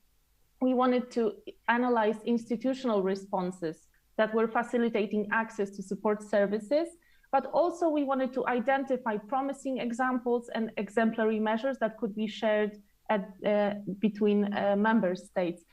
We also wanted to develop a set of recommendations that could be useful for member states when shaping their policies. Just a quick introduction concerning the methodology. The study relied on a combination of methods to address the research objectives. Firstly, we have conducted a desk research to capture lessons learned from previous pandemics and natural disasters. The findings of this research were then complemented by a survey, which was sent to service providers across the EU. We have received responses from 17 different member states, which provided us with additional insights as what were the main challenges during these first stages of the pandemics. The second phase of the study consisted of an in-depth research, which was carried out in 4 selected member states. We took a closer look at Belgium, Slovenia, Spain, and Ireland. The analysis was based on 16 stakeholder interviews.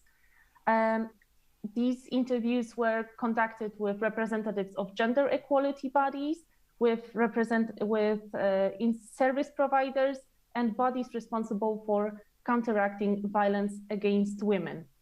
Finally, and this is the last part of our research, the measures that we could implement, that we could identify in these 4 member states were assessed against criteria so that we could identify promising practices or exemplary measures. Evidence on the previous pandemics on previous pandemics and natural disasters show very clearly that the prevalence and the severity of gender-based violence, particularly domestic violence and sexual violence, are exacerbated in times of crisis. At the same time, persons experiencing intimate partner violence encounter significant obstacles when trying to assess necessary support. The combination of these 2 factors, meaning the increased demand on one hand and the limited access on another, widens the gap and potentially leaves women and their children without necessary support. These is particularly important in the case of COVID-19 crisis, when movement and physical contacts are much more limited, if not prohibited. Our study allowed us to identify 5 main challenges that were faced by service providers. Public institutions and civil society organizations struggled with 5 problems. For the first one, ensuring continuity of service delivery and meeting the surge for support, finding novel ways how to provide support and how to reach out to victims and actually maintain contact with them. Civil society organizations and other institutions also found it difficult, found it challenging to learn how to identify the risk levels when there was no face-to-face contact, and also how to deal with strain on service providers' staff. Our study found that there was a wide range of responses in the member states. However, the approaches differed across and within member states. The targeted desk research identified 228 individual measures that were implemented across the 27 EU member states. Of these measures, 137 were implemented by the governments, and 64 of them were implemented by civil society organizations. There were also a few measures that were implemented by private sector, and 15 initiatives carried out as a partnership between different sectors. Today, I would like to highlight some solutions which seem to have prospects to be used more long-term and are not so simply so-called firefighting measures. The evidence shows that 11 member states introduced a national policy or an action plan regarding the COVID-19 pandemics. However, of these 11 member states, only 3 addressed gender-based violence specifically. These were Ireland, Spain, and Lithuania. However, in all these cases, these action plans were reactive responses, meaning that they were developed and implemented after the COVID-19 outbreak. The study also found another interesting initiatives relating to concerns around the intimate partner violence in the context of COVID-19. These included concrete recommendations for ministries and institutions to prevent domestic violence in Czechia, guidance on emergency action for local governments in Latvia, and guidelines on interdisciplinary teams to support victims of intimate partner violence in Poland. In the remaining member states, we could not identify such policies or action plans.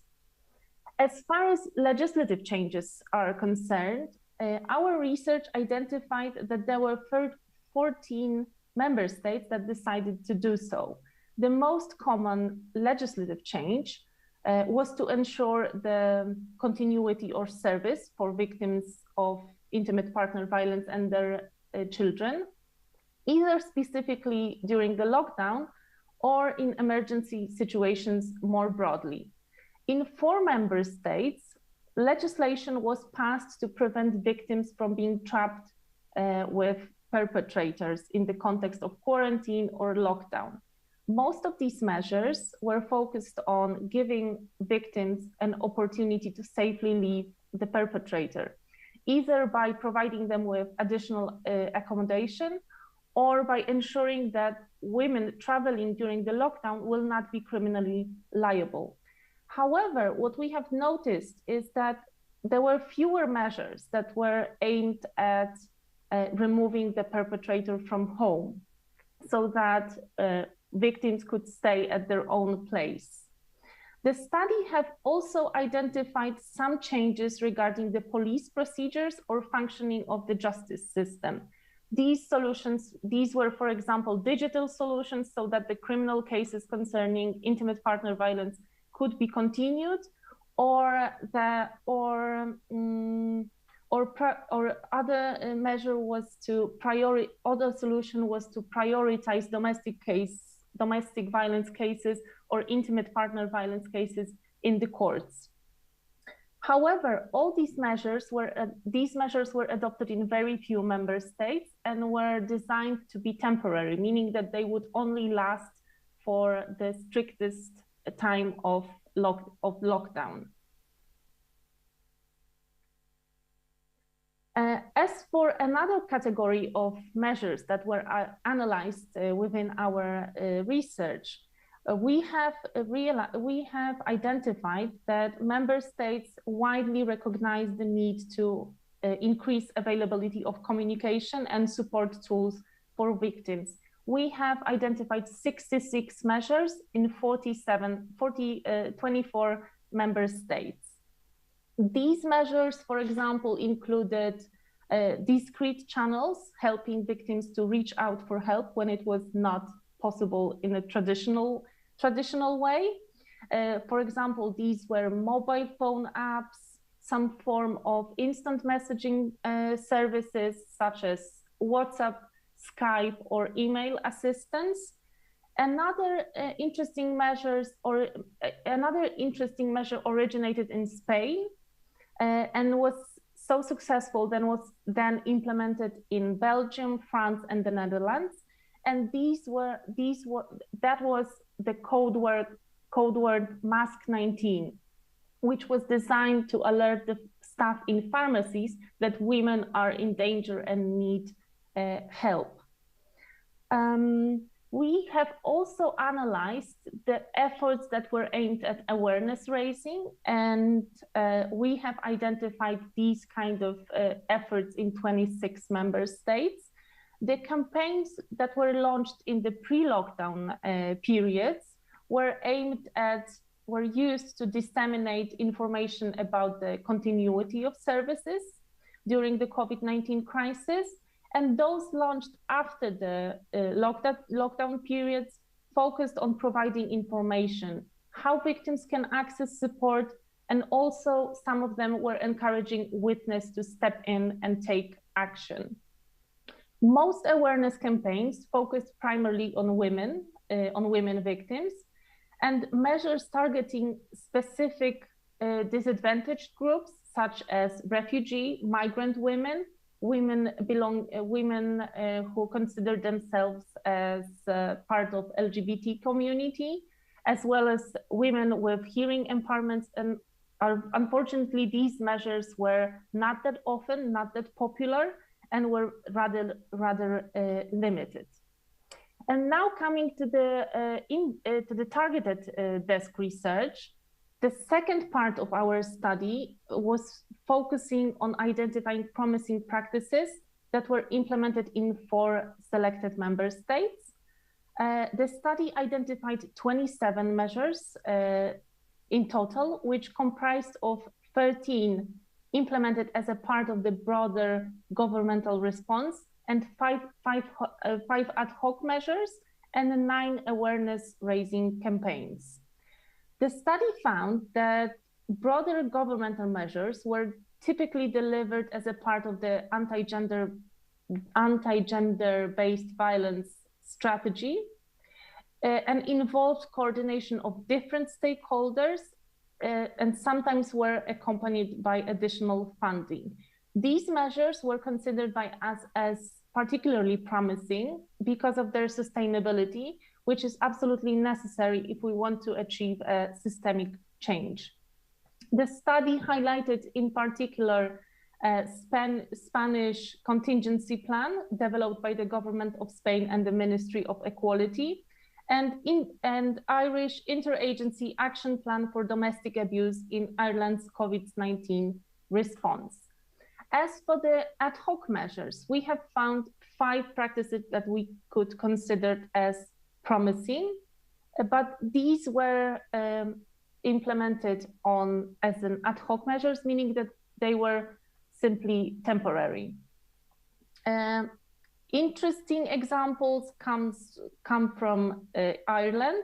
For example, Ireland adopted a pilot project accelerating access to rent supplement in Ireland for victims of intimate partner violence. There were some changes regarding extending the operating hours of helplines in Ireland and Slovenia, or a new counseling messaging service in Spain. The study also noted one promising example of private initiatives, and that was namely Airbnb's provision of a free emergency accommodations for women who were fleeing the violence and were fleeing their own homes. With regard to the last group of the promising practices that we identified, the study highlighted 4 examples. In Ireland, that was an ongoing nationwide Still Here campaign, which helped general public become more aware about the issue and inform about the support services. Similar campaign was launched by police officers in Slovenia and encouraged victims to report violence and assure them that victim support were still available. Similar campaigns were launched in Belgium and Spain. However, despite the positive aspects of these campaigns in terms of cooperation between different stakeholders, our study noted that sometimes media outlets focused more on the dangers of intimate partner violence during lockdown rather than informing victims how to seek support and when these assistance can be obtained. The study also highlighted the necessity to coordinate action with other governmental bodies that are involved in combating COVID-19 pandemic, so that target groups of these campaigns can receive clear and non-conflicting information. For example, whether it's legal, whether it's allowed to leave the home in case of emergency, or is it prohibited? Based on our research, we have formulated a set of recommendations, hoping that it will be both useful and interesting for member states when planning their future responses. So what can be done? I'm sorry. So what are the next steps and what can be done in order to better protect victims of intimate partner violence? In our view, the most important recommendation concern long-term national action plans. But what is absolutely necessary is that states need to have a long-term, comprehensive, and intersectional response to gender-based violence in times of crisis. But what is necessary, these procedures, these action plans needs to be in place before the crisis starts. After the COVID-19 outbreak, it's simply too late to do so. The study also identified that it's beneficial for states to use national legislation to deem support services as essential, so that there is no gap that women are not sure whether they still can count, still can rely on service support. The study also emphasized the need to protect victims and their children through rapid removal of the perpetrator from home, rather than providing additional accommodation or additional places at the shelters. As far as financial issues are concerned, providing additional funding to expand the capacity of service providers is particularly important. These financial resources could be used not only to help service providers to switch to remote working, but also to update their risk assessment procedures so that they can still be applicable when there is no face-to-face contact or no contact at all. And lastly, these financial resources can be also used to actually use new technologies to better support victims, to launch mobile phone apps, to find these novel ways of providing support. And lastly, what we found as EIGE, as a research institute, what we found extremely important is that special attention is required with regard to the evaluation of the measures so that the future action can be easily improved. This is particularly pertinent in the circumstances that we are facing now, meaning when we are fighting two pandemics at once, one relating to COVID-19 crisis, and the second one, the shadow pandemic, the pandemic of gender-based violence against women. Of course, these are only selected information from our report. The report on COVID-19 implications on intimate partner violence and violence against women in general is already available now at the EIGE's website, and I encourage you to go through the report and find the solutions that can ensure that victims are better protected during these difficult times. Thank you very much. Thank you, Agatha. This was Agatha Zapulska from EIGE. Next, I will ask Maria das Dores Guerreiro to step in. She's developing a project on support services for domestic violence victims during the pandemic. What is the main goal of the project? Are there any findings you would like to highlight already?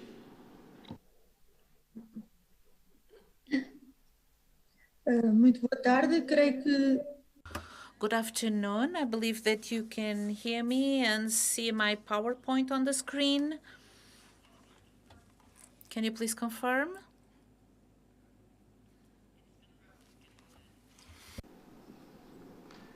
Pode continuar, já estamos a ver. So, good afternoon. I'll be speaking in Portuguese, as I had agreed with the organization. I would like to start by saying that it is a big pleasure to participate on this conference on the celebration of the 10th anniversary after the signature of the Istanbul Convention, which was a very important landmark. I'm going to tell you a little bit about the research project that we are developing, talking about statistics on days of confinement and violence, support services for domestic violence victims during the pandemic, which counted with the support of the Secretary of State for Equality of Gender and also the Foundation for Science and Technology within the scope of a special project. This started in August 2020, ending in March 2021. The information collected is very wide, and we are preparing our final report. The team is composed by myself as the coordinator of the project, Joana Patricio and Leonor Castro. The study has been developed at the University Center of Lisboa, Esta, based on two questionnaires, one for the services of the support network existing in Portugal, which provided 70% of the replies, and another questionnaire for the teams working directly with the users and of those services. Moving forward, Can you confirm if we are seeing the following slide? Yes, thank you. So in general terms, in terms of the research goals in March 2020, several factors, and as it has been mentioning throughout this conference, there was a highest development in terms of victims, and the government launched this campaign on these to highlight strategies and resources applied to these services, maintaining the support provided as far as possible. Within this context, we developed these projects trying to understand the strategies and resources that were applied by the services, especially the different types of work that was developed together with the good practices and main problems faced. Also, trying to understand the risks among service teams and users, to identify the services provided and adjustments that needed to be done during the pandemic, and identifying the predominant situations of violence that existed and were reported between the 18th March and October when we launched the questionnaires. As for the changes that took place and the impact of the pandemics on the work developed by the services, we can underline that 20% of these services reinforce the schedules, and about 76% maintain the same hours, the same working hours. 15% increased the number of pre-pandemic number of users, while 70% maintained the same type of service and support they provided earlier. Around 29% of the services showed an increase in the number of new users covered, and a very similar figure of 28% saw the number of new users covered reduced. 43% of the replies given by the different services show that in 43% of the cases, they maintained the same number of new users. As for the number of vacancies in shelters and emergency care services, there was a reduction in around 40% of these services due to the contingency measures that were applied. And in 48% of the cases, the number of vacancies maintained. There were several adjustments regarding the services supplied to the beneficiaries. In 66 of the services, remote services started being provided whenever possible. In 66, face-to-face services only in urgent situations. Strengthening of communication tools in 64% of the cases. A service subject to prior scheduling in 47. Strengthening of remote service 44. And maintenance of the service mode of operation without adjustments in 27 of the services. As for the emergency service, after March 2020, 27.4% of the services experienced a sharp increase in the number of requests for support. And regarding the violence situations, 116 services corresponding to 49% of the responses, the cases had to do with violence of intimate partners. Regarding the services provided since March 2020, 47 services mentioned that the most common situation were cases with a first request for support during the pandemic. But for 71 of these services, the most common situation were requests for support due to violence that existed even before the pandemic.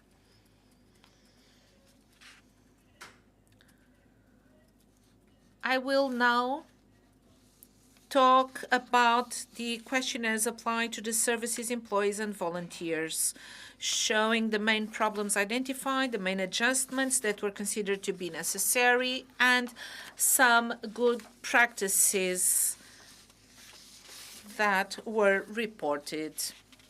Regarding the main problems identified by the teams, I would like to underline the need and the difficulty to provide face-to-face services. And there was some difficulties also in articulating the different services and procedures. Also, difficulties with other entities that could not provide the necessary support. And there were also some delays, mainly due to social security, bureaucracy, or even the police forces. Lots of these services, for example, provided by the tax authorities or the social security, did not have face-to-face services. So this was also another cause for problem. Also, in terms of autonomy of the victims, support for housing, empowerment, which was already mentioned by the previous speaker regarding failures in the victim support services. And victims had to leave their own house instead of being the perpetrator to leave the house. A higher level of difficulties also were mentioned regarding the possibilities to provide or to ask for support, either due to transportation difficulties or also due to difficulties in accessing some services. Another difficulty had to do with the lack of human and logistic resources, internet problems, burnout of the teams, and others. Also with the fear of people regarding the risks for COVID transmission and the need for the implementation of different types of measures and preventive measures.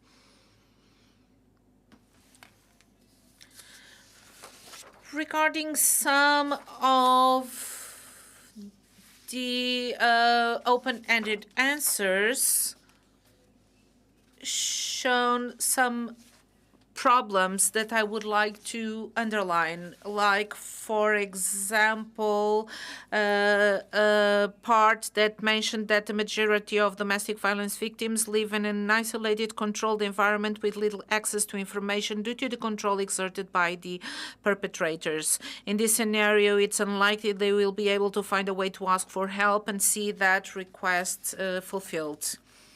Or another quotation, most of the services and structures are closed and they only provide help if we are able to book an appointment. So this is very difficult for victims.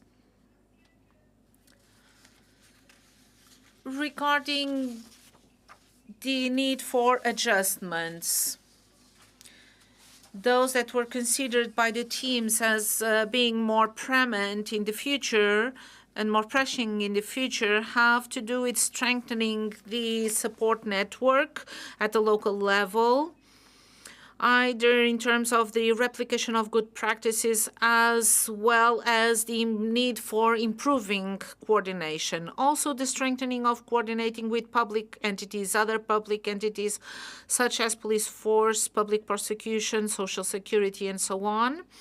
And the need for an accelerate service. The people were very sensitive to these delays and to the need of having a quicker provision of services. Another remark has to do with this suitable training for assistant users coming from different entities. Also, the adjustment of non-face-to-face to face-to-face services. It was also important, and they have also underlined in the questionnaires, the need for an increased social response and support for housing and empowerment of victims. Once again, I would like to underline that it is very urgent to have the necessary replies at this level, and I was glad to see the examples, for example, mentioned by Agatha, and also the promotion of COVID-19 prevention measures, the strengthening of victim support services, human, financial, logistic resources, and strengthening the service offer, the user referral, and elimination of failures in the support provided. Also, lots of difficulties were mentioned regarding transportation or access to different types of services because they were closed and only worked through appointments, and difficulties of people also in accessing some of the services through the internet because that's difficult. So this is a group of measures that were mentioned, and some services were still able to provide the help that was asked from them, but several entities underlined that there was a need for reinforcement of some of the measures. Now I would like to mention some of the good practices that were identified through our open-ended answers by the services. I would like to summarize 5 of the service replies, such as the need for articulation between face-to-face and non-face-to-face support, also the development and implementation of specific psychosocial responses from professionals and psychoeducation and clarification sessions given by nurses about COVID-19. Also very important in terms of mental health and some measures that were important in terms of personal protective measures and precautions to take due to the pandemic. So some of we have some success stories that show that people were able to overcome some of the difficulties, and therefore entities were able to adjust, readjust, adapt, and reorganize their services to still continue to help. Also, employees have talked about some good practices regarding psychoeducation and the sharing of contingency plans between institutions, together with the reinforcement and frequent telephone contact with victims under follow-up and with the security forces.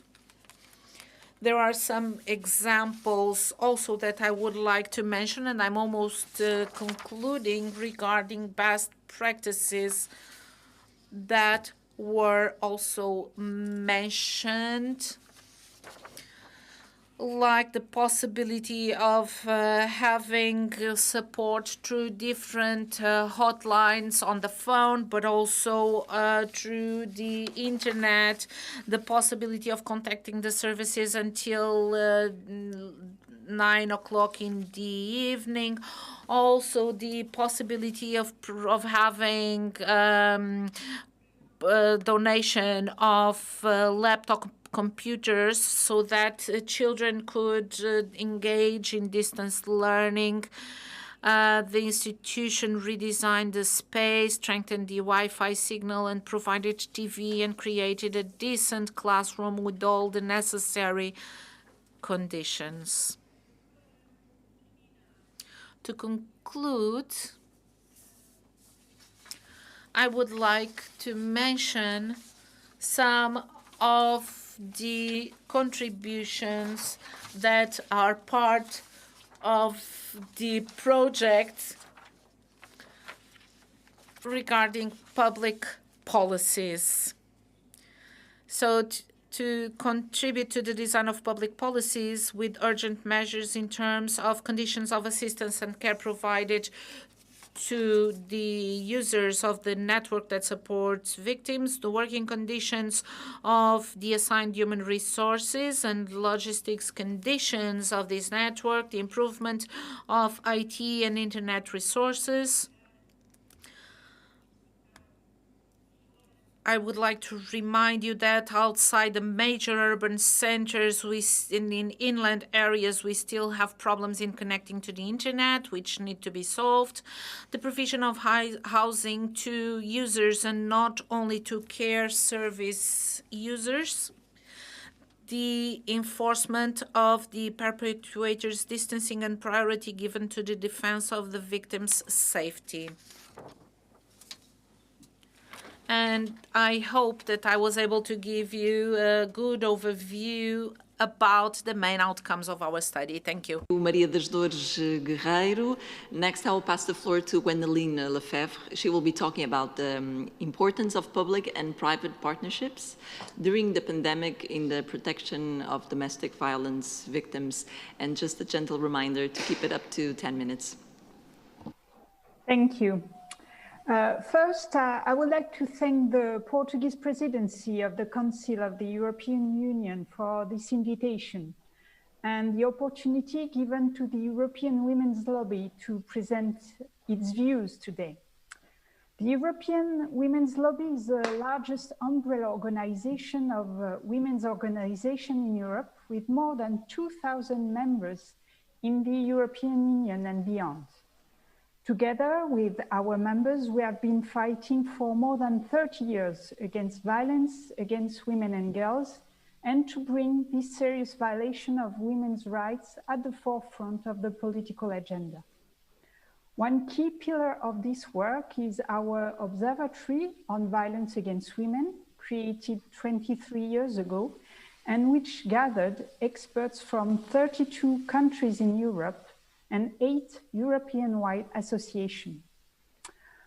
One of the great milestones of this journey has been the adoption of the Istanbul Convention, the most comprehensive international law to protect women and girls from violence. We are very grateful to the Portuguese presidency for marking this important date with such a great event and for its commitment reaffirmed this morning in the opening session to end violence against women and girls. However, our hearts are not fully celebrating today. In the light of the Turkish presidential decision to withdraw from the convention and the similar threats in some EU countries and neighboring countries. We need to act together to counter the devastating effect that these withdrawals will have on women's and girls' lives. The European Women's Lobby is about to launch a report based on the work of our members and the experts of our observatory, showing the great improvement to women's lives which the Istanbul Convention has brought in countries which have ratified it. In Denmark, for example, centers for victims of sexual violence have been set up at regional hospitals with free access to medical, psychological, and legal counseling. In Romania, the new 2019 legislation on domestic violence led to the issuing of just under 8,000 emergency protection orders in the first year the law came into force. As it was reminded by my fellow predecessors, the experts who spoke before, we all know that the pandemic created an increase in violence, in particular domestic violence against women and girls who are locked out at home with very limited access to services. Actions are more crucial now than ever in the context of COVID-19, where the impact of the pandemic on women and girls has been widely mapped, including by our members. Responses to the shadow pandemic of violence against women and girls have shown how the partnership of public and private can be very important. As it was mentioned before, for example, in Spain, a campaign has been launched to advertise an alert mechanism for women to seek help in pharmacies. In different countries, we have seen an increase of fundraising and donations to women's shelter. Shelter, as well as counseling and legal support, are very often provided by women's rights organizations. They are at the forefront of responding to this crisis. These are a few examples of actions at local and national level. But this is not enough. We have to do more. We need to support the great initiatives which are also flourishing at the EU and global level. As one of the co-leaders of the Generation Equality Action Coalition on Violence Against Women and Girls, we, the European Women's Lobby, are proud to say that one of our key commitments will be to support ratification and implementation of legal instruments like the Istanbul Convention. This global mobilization to end male violence against women and girls could also be a proof of the benefits of public and private partnerships in this field. Co-leaders from the private sector, such as the Kering Foundation and Accor, will surely be instrumental in ensuring that, for example, companies improve their policies against violence in the workplace and advocating for the broad adoption of the ILO Convention 190, while also funding women's rights organizations working on violence against women and girls. We are also confident in the strong political will from most of our EU leaders. The Generation Equality Forum in Paris should be a moment to gather those commitments and re-energize our action for the Istanbul Convention. Particularly, we have great hopes from the strong political will expressed by the European Commission President von der Leyen to propose legal instruments to fight violence against women and girls. Now more than ever, the European Commission and the other EU institutions should send a strong signal that violence against women and girls is a violation of women's fundamental rights, which cannot be tolerated anymore in the EU and in partners' countries. This strong signal should come with a proposal for a directive to end all forms of violence against women and girls, inspired by the disposition of the Istanbul Convention. The standards of the Istanbul Convention should indeed apply at all times, anywhere in the European Union and Council of Europe countries. For this to come true, we need to make strong commitments together and engage in two bold actions. I would like to invite you to seize the opportunity of this conference to do so. On behalf of the European Women's Lobby, I thank very much the Portuguese presidency for allowing for this exchange of views and their support to fight against violence against women and girls. Thank you. Thank you, Gwendoline Lefebvre, and I would like to thank all the panelists. We will now pass to the statement session, and we will start with Irene Montero, the Spanish Minister of Equality. Welcome, Irene. Good afternoon, all of you. First of all, I would like to greet the government of Portugal and the other government representatives present here today. They, like the government of Spain, have succeeded in turning the Istanbul Convention into the Magna Carta of the eradication of all forms of violence against women, as jurist Alda Facio would say. As you may know, the Ministry of Equality, which I represent, and the government of Spain as a whole, is a feminist government committed to fully implementing the Istanbul Convention. Since 2014, when Spain ratified the convention, this country has fulfilled its obligation in the framework of gender-based violence, gradually and persistently through new laws and public policies. One of them, the so-called Yes Mean Yes law, is expected to be passed in the coming months. These laws and policies, accompanied by budgetary measures, consolidate Spain's commitment to the fight against gender-based violence. Naturally, last year, after the declaration of the state of alarm in Spain, the Ministry of Equality immediately implemented a contingency plan against gender violence in the face of the COVID crisis. This plan was addressed to victims of all forms of violence against women, including victims of trafficking for sexual exploitation, victims of sexual exploitation, and women in prostitution contexts. This ministry was aware that the victims of gender-based violence will suffer the consequences of pandemic severely, as confirmed by the data. It was important for us that victims knew we would support them despite the great difficulties that the strictest confinement caused. For this purpose, specialized care resources for women, both residential and outpatient, were immediately declared as essential service.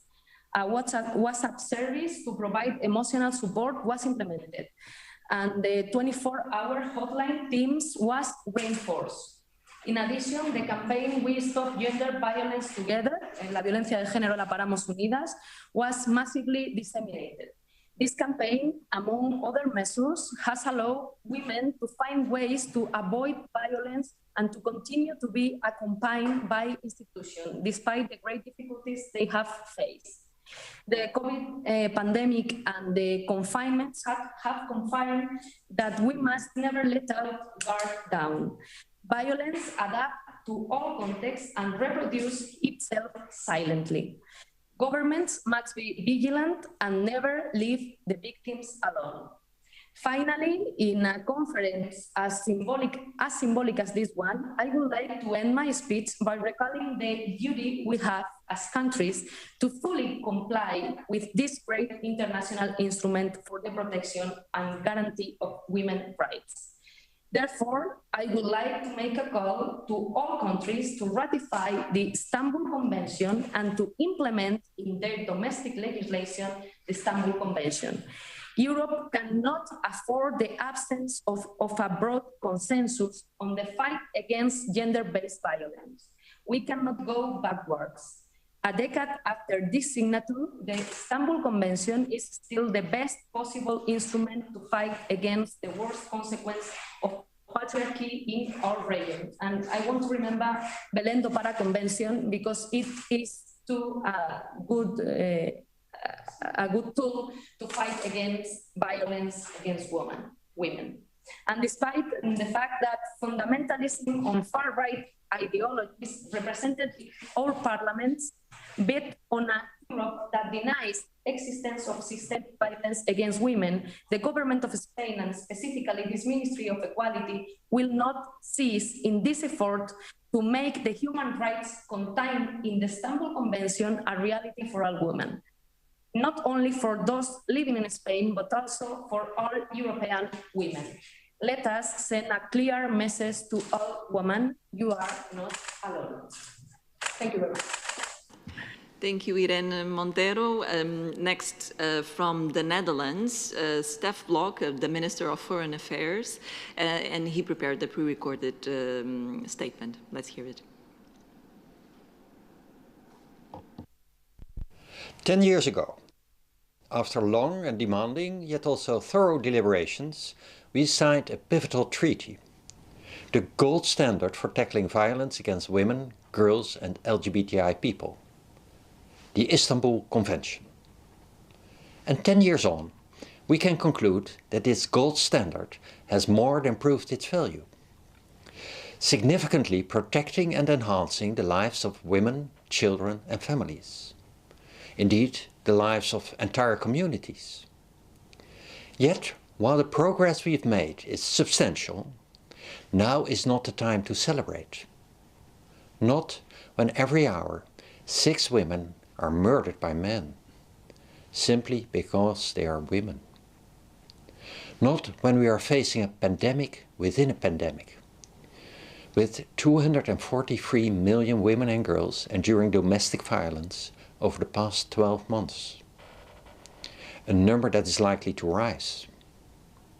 And not when countries are deciding to move backwards instead of forwards. A time when Turkey has just left the convention and Poland has announced its desire to do so. We cannot allow women, girls and LGBTI people to be abandoned by the law. We must step up our efforts to protect them, and we must curb the worrying trend of pushback.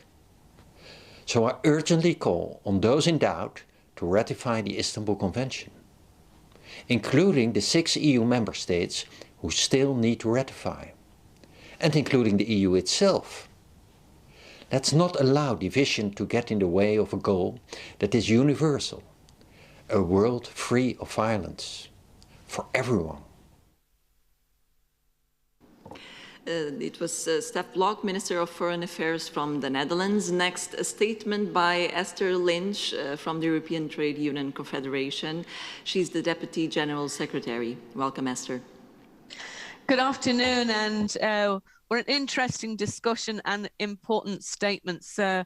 What we'd like to raise is the question about why is it when we think about violence against women that, and in particular domestic violence, that we typically don't think about the workplace as a place to look for solutions. And that's our main message here today, is to ask the Portuguese presidency to include in your recommendations a strong demand to recognize the workplace as a site of problems, but also to recognize the workplace as a place to find solutions, and importantly, to empower workers and their trade unions to be active in developing those solutions. Women workers are not only most likely to be affected by violence and harassment in the workplace, but now with COVID, there's a new dimension. And the new dimension is that with telework, the workplace is now the home. And for those workers who've been affected by domestic violence, that domestic violence is now happening in their workplace. So it's important that employers and unions are part of the solution, because 10 years on from the signature of the Istanbul Convention, violence is still a workplace issue needing a workplace solution, and nowhere near enough is being done. Our research taken place during COVID showed us that 84% of union leaders, union officials, believe that the national laws are not strong enough to tackle violence and harassment at work. And only 17% think that the laws that are there are being properly enforced. So we underscore the importance of supporting trade unions to be able to play the role through collective bargaining. We've collected 80 examples of employers who did sit down and put in place a collective agreement. It can be done. It does have real and important effect to protect workers, importantly those workers who are experiencing domestic violence. So want to send a strong message that you can count on the European trade union movement's support to end violence against women, to end it at work, at home, everywhere, every step of the way. The trade union movement has always been there and always will be there. And we strongly call on the European Commission and the European Council to work together to make sure not only that all member states ratify the Istanbul Convention, but also the ILO Convention 190 on ending harassment and violence at work, and importantly, to work to make the accession of the EU to the Istanbul a reality. For us, that's not a negotiable. Thank you, Esther. Next, to close this statement session from Sweden, we have Anna Collins-Falk. She's the international coordinator of the Swedish Gender Equality Agency. Welcome, Anna. Thank you very much. Can you hear me now? perfectly. Okay. Well, on behalf of the Swedish government, I'd like to thank the Portuguese presidency for this important event, and also thank you to the panelists for your inspiring presentations. In times of crisis, a well-established, evidence-based, long-term comprehensive mechanisms and very capable and resourced institutions with coordination and cooperation based on international human rights standards are really, really crucial. I think what we've heard so far really testifies to this. The Istanbul Convention provides this international gold standard as we face the shadow pandemic of men's violence against women and girls during the COVID. The Istanbul Convention is the foundation for Sweden's efforts, the basis actually for a long-term 10-year national strategy to prevent and combat men's violence against women, including prostitution and honor-related violence and oppression. Our emphasis is on prevention, and tackling the root causes, including working with men and boys, and also encompasses protection and prosecution, of course. Our work on ending men's violence against women is also importantly, part of our gender equality policy goal. It's actually a sub-goal: men's violence against women must end. We actually held a side event at the Commission on the Status of Women recently with the Council of Europe on addressing changing norms and promoting rights, looking at the power and impact of the Istanbul Convention, as such doing our part to highlight what the Convention is actually about and its practical impact. But a long-term strategy is still valid in times of the pandemic. Sweden has not had the same lockdown as many of the other member states. I'll mention some of them, some of the initiatives we have in place, even though they're not specifically for COVID. Our national helpline for women subjected to violence, it's 24 hours a day, all year round, professionally staffed, and fully funded by the state. And it includes multilingual counseling and also information on support services such as women's shelters at local and regional levels in Sweden. We've also, the government's also increased its funding to women's shelters, specifically increased now during the pandemic.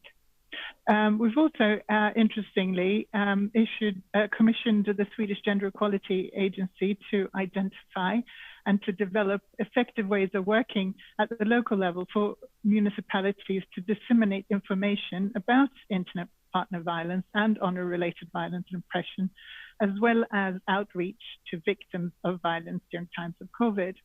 And to mention that in particular, we're applying more of an intersectional perspective where we see the starting point as needs and conditions of persons subjected to intimate partner violence and honor-related violence, taking into account that women, children, young women, elderly, persons identifying as LGBT, and persons with disabilities are particularly vulnerable.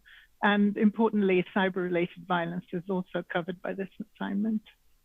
But to close, thank you again to the Portuguese presidency, and we look forward to continued cooperation with the Council of Europe and the European Union and member states to promote ratification and implementation of the Istanbul Convention to ensure a Europe that upholds women's rights and where women and girls can live a life free from violence and oppression. I thank you very much.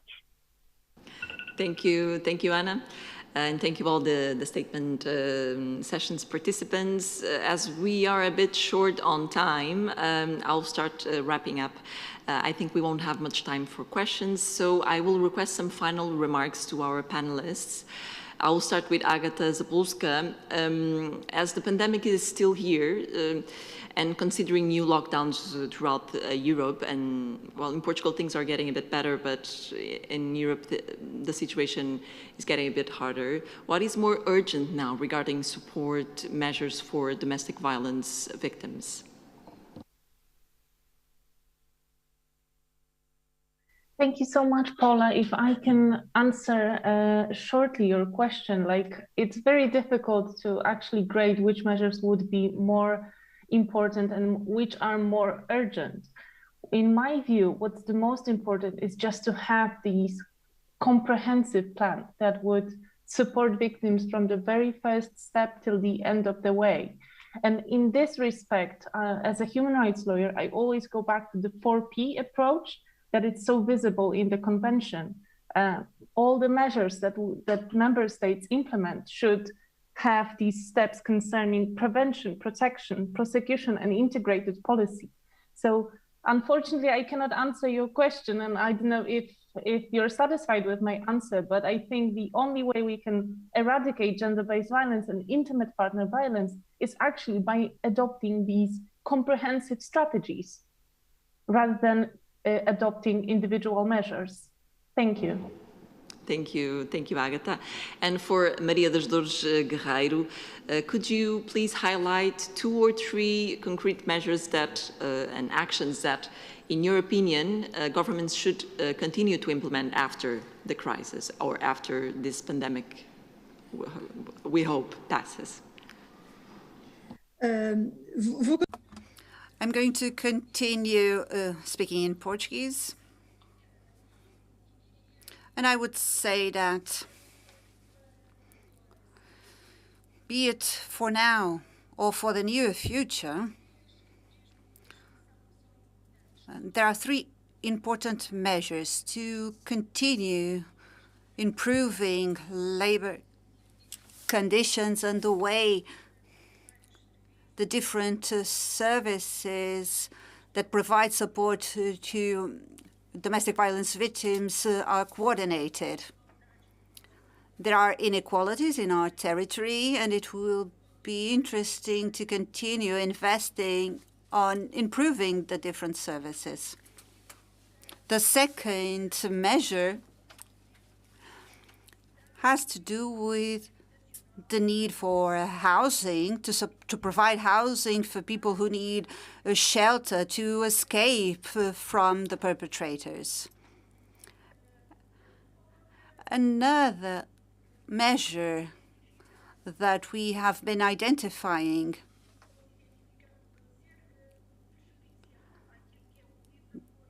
that is harmful for any help request has to do with difficulty in communication and perhaps monitoring. Maybe here we should improve telecommunication networks, the internet, and to provide tools so that the victims can ask for help would be a measure to be implemented in the short term. Next, Gwendoline Lefebvre. Has the crisis revealed the need to reinvent synergies between public and private? So what can the private sector do more in this topic? Well, as I mentioned before, women's rights organizations are at the forefront of this crisis and more generally of the shadow crisis on violence against women and girls. And these women's rights organizations need more support, especially need more funding. And I'm sure that both public and private sector can do more to support and to fund women's rights organizations in the EU, but also all around the world. And this is also one of the key commitments of the Action Coalition on violence against women and girls that we are co-leading with some states and private actors. So I hope they will hear the voice of the women's rights organization and of the civil society too. Thank you. Thank you, Gwendoline. So our time is up. Thank you very much for your thoughts. At this panel, we discussed how to prevent and combat domestic violence during the coronavirus pandemic. We saw that support services have struggled to continue delivering services to victims, but somehow they came up with some digital solutions that helped victims to deal with lockdown. These are some interesting ideas from this panel. My special thanks to all the panelists and to all statement sessions participants and to all who have followed this panel. Thank you, and I will pass the floor to Paula. Thank you, Sarah, for your summary and final questions. Thank you also to all speakers and participants for the interventions and such important statements. It was indeed a very, very productive discussion. We will now take a 5-minute break, and we will be back for the third panel, starting about 3:25 p.m. Brussels time. See you in a while.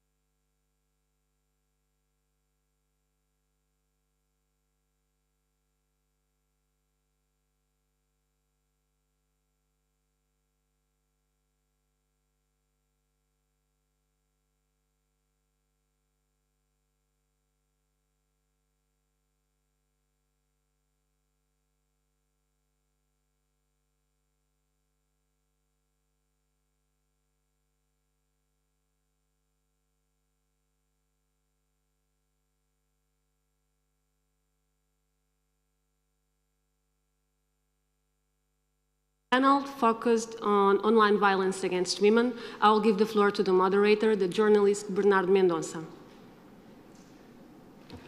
Paula, thank you for your introduction. Without further ado, let's present the following speakers that will discuss the phenomenon of online violence against women. As we know, technology opens a whole new world of opportunities, but with it comes new risks. With the rise of new technology and social media, gender-based cyber violence is a constantly growing threat with challenging cross-border characteristics and with deep impacts at individual, social and economic levels on women and girls particularly and on society more generally. This requires that we reflect about what different forms of violence against women are at stake and associated challenges. What action has been taken so far and must be taken in the present and, of course, in the future, and what specific different prevention and protection strategies and law enforcement actions are needed to give full implementation to the Istanbul Convention standards also in this context. To help us reflect on this phenomena, we have the pleasure to hear from key experts. Catherine de Boll, Executive Director of Europol, an organization that has been covering this issue for quite some time, addressing the particular challenges of combating cybercrime, including with a gender perspective. Cecilia Mwende Mondou, journalist and specialist in gender digital security that has been investigating the rising dangers of online violence versus offline violence. And also Rita Basílio Simões, researcher and professor at Coimbra University with a wide career on media studies, working on a study about online violence against women, fight and prevent misogyny and violence in digital context from the COVID-19 pandemic experience. So, let's start with Catherine de Boll, Executive Director of Europol. Hello, Catherine. Hello, good afternoon, and thank you for inviting me this afternoon. Dear Ministers, Commissioner Dalli, dear colleagues, ladies and gentlemen, thank you for the opportunity because it's a very important topic that we discuss this afternoon. And cybercrime is one of the key aspects of Europol's work. In 2013, Europol did set up a European Cybercrime Center, the EC3, with the aim to boost the response on European level against cybercrime and to enhance the cooperation between the member states in the European Union. Cyber violence is unfortunately a daily reality in the European society. An implicit feature of cyber violence is the fact that it's globally, which represents a challenge for the investigators, most notably when it concerns the distribution of child sexual abuse material. Europol has noted a significant evolution of cyber violence as one of the impacts of the COVID-19 pandemic. And according to our legal basis, Europol can support member states in investigations related to sexual violence against children and child sexual coercion and extortion. A unit within the Cybercrime Center is devoted to fighting against child sexual exploitation online. It's the AP Twins. We do therefore focus specifically on children, a particularly vulnerable category in which the gender-based perspective emerges as a criminal feature, affecting teenagers and affecting young women. 1 in 10 women in the European Union report having experienced cyber harassment since the age of 15. Underaged girls are in a particularly vulnerable condition with potential long-lasting effects for the rest of their lives.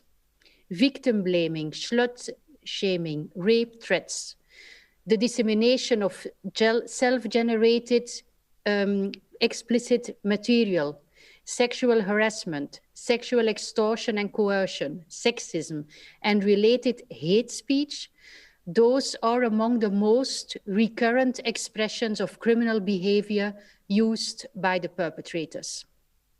These perpetrators, they operate in anonymity and are aided by encrypted messaging. And this is one of the biggest challenges of the law enforcement community. And during the COVID-19 pandemic, criminals modified the existing forms of cybercrime to fit into the pandemic narrative. They abused the uncertainty of the situation and the public's need for reliable information. And Europol noted a wide range of increased activities, from social engineering to DDoS attacks, and from ransomware to the distribution of child sexual abuse material.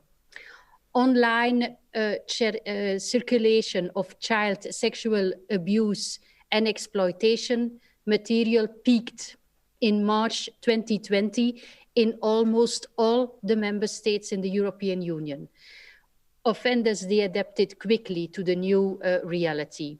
In June last year, we published a COVID report related to the issue, and it is still available on our website. From an operational perspective, the identification and the safeguarding of the victims of child sexual exploitation is a priority for Europol. And for this reason, since 2014, we coordinate the Victim Identification Task Force. We bring together law enforcement experts on an annual or biannual basis to review complex cases and to find new investigative leads to safeguard child victims.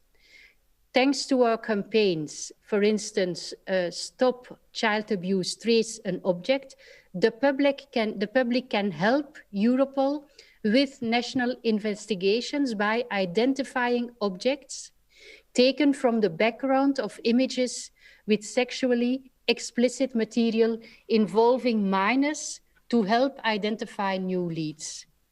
In March, our trade and object expanded also to the Asia-Pacific region because we have a cooperation with Australia. Operational and strategic analysis enable us to monitor criminal trends and help member states forge effective law enforcement responses to act proactively to prevent criminal behavior. We believe in empowerment, we believe in prevention, and we think that we have to fully invest in the engagement with youngsters. That is why we also organize European Youth Days here at Europol every year with the aim to raise awareness on the safe use of the internet. Working together with young people is one of the best ways to stop them from falling victim to online crimes. Protecting generations, young generations, in the digital world with its various threats is a top priority for the law enforcement agencies all over Europe. The Europol legal basis is undergoing now a revision. If agreed, the result of the change should improve Europol's ability to cooperate with the private sector. This cooperation is crucial in tackling cyber violence of any kind.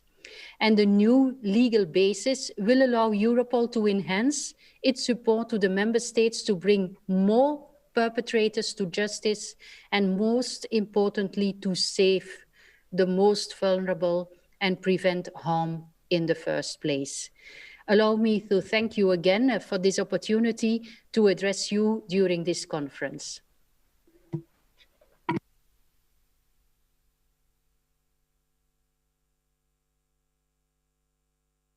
Against cybercrime. Now let's hear from Cecilia Maundou.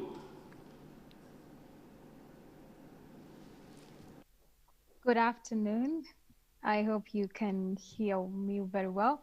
Thank you so much for having me. Thank you so much for allowing me to be part of such a timely discussion, especially now during the pandemic, when this pandemic has underscored the importance of the internet, and the internet has been a lifeline to all of us. If it was not for the internet, we would not be having this meeting. So ladies and gentlemen, all protocols observed, I'm Cecilia Maundu. I'm a broadcast journalist and a holistic security trainer, and I'm based in Nairobi, Kenya. So we're going to look at, we need to find a solution to the issue of online violence, and for us to find a solution to this, we need a multi-stakeholder approach. Everyone has to be involved, from the civil society to the government. When it comes to the government, we need a lot of political goodwill for this issue to be able to come to an end. Because when we look at this issue, we are looking at minority groups being targeted online, whereby they cannot be safe online, they cannot be able to express themselves online for fear of being victimized. We look at journalists who've left their profession because of being harassed online. We look at people who've been killed because online violence sometimes moves offline and people are targeted, especially women and minority groups. One of the things that we need to come up with is legal protection. We must have a clear legal protection to be able to counter this. For example, when I look at Kenya, we have the cybercrime bill, which was passed, but when you look at when it is talking about online violence, it is not very clear on how to go about the issue. It is very vague. So we need clear legal protection. How can perpetrators of this vice be brought to justice? Another thing that we need is for ways that these groups that are targeted to be able to protect themselves online. How can they be taught? How can they be educated on how to protect themselves online? Because by the end of the day, everyone has a right to be online. Everyone has a right to express themselves freely without a fear of victimization. So how can we able to protect these vulnerable groups online? How can we be able to educate them on how to protect themselves online? And also we need the issue of civil society conducting a civic education. We must first and foremost accept that online violence is real violence, because we live in a society, especially where I live in, when you tell someone you've been abused online or been violated online, the next thing they tell you is get out of the online platform if that is the problem. But no, everyone has an equal stake on it. So we need first to accept that online violence is real violence. Because we look at when you go to, for example, in a police station in Kenya and you say, I've been abused online, I've been violated on Facebook, the next thing they'll ask you is, most of the time, what is Instagram? So if these people that you're reporting to do not even have an idea of the platforms that you're talking about, then we cannot find a solution. Another thing, we need to hold accountable these tech companies, Facebook, Twitter, WhatsApp, all these platforms, they need to be accountable. They need to find mechanism on how to protect people. They need to find ways in whereby when you report an incident, it doesn't take forever before it is sorted. It does not need you to keep writing email. They need to find a constant way of taking care of an online victim. And also when it comes to content moderation, they need to find ways on how to moderate content in a place whereby they don't interfere with freedom of speech. At the same time, the person who has been violated doesn't feel like they're left out. Another thing, these online platforms need to come with the ways on how to reach the larger population, because most of the time they deal with the major language. I come from a country where we have about 42 tribes. What about the person who is living in the rural villages in Kenya and they're on Facebook, because this is a platform for everyone? How are they able to know what they're talking about? So that is one thing. Another thing I would say is, we have a responsibility as an individual. How do I take care of my digital footprints? How do I protect myself? Because it begins with me. Am I aware of the facilities? Am I aware of the ways that are there to protect myself? So as a vulnerable group, we need to know how to be able to learn ways of taking care of ourselves, because we are the people that are at stake. Another thing I would talk about is women groups. You know, I would also talk about news media station. I work for a TV station. How are we taking care of journalists who've been harassed online because they were doing their job? In the process, they were being attacked. Are we putting mechanism whereby they can go through a psychological training? Because online violence affects people psychologically. You know, how have we put mechanism for them to get maybe counseling session? Are we put a mechanism whereby we can train them for them to be safe online? Have we put a mechanism on how to be able to inform the public? Because working for a mainstream media or traditional media, as we like to call it nowadays, what efforts are we doing to be able to educate the public on the issue of online violence?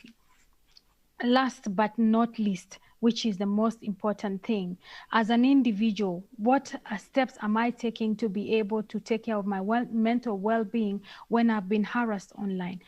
How do I bring in the issue of self-care when I'm online? Because we don't want an issue whereby you're doing your job as a journalist, because in this century that we are in, and especially during this pandemic, as a journalist, I have no choice but to be online. So how am I taking care of my mental well-being if in case I've been harassed online, so that it doesn't affect myself and most importantly, the people around me? Thank you so much.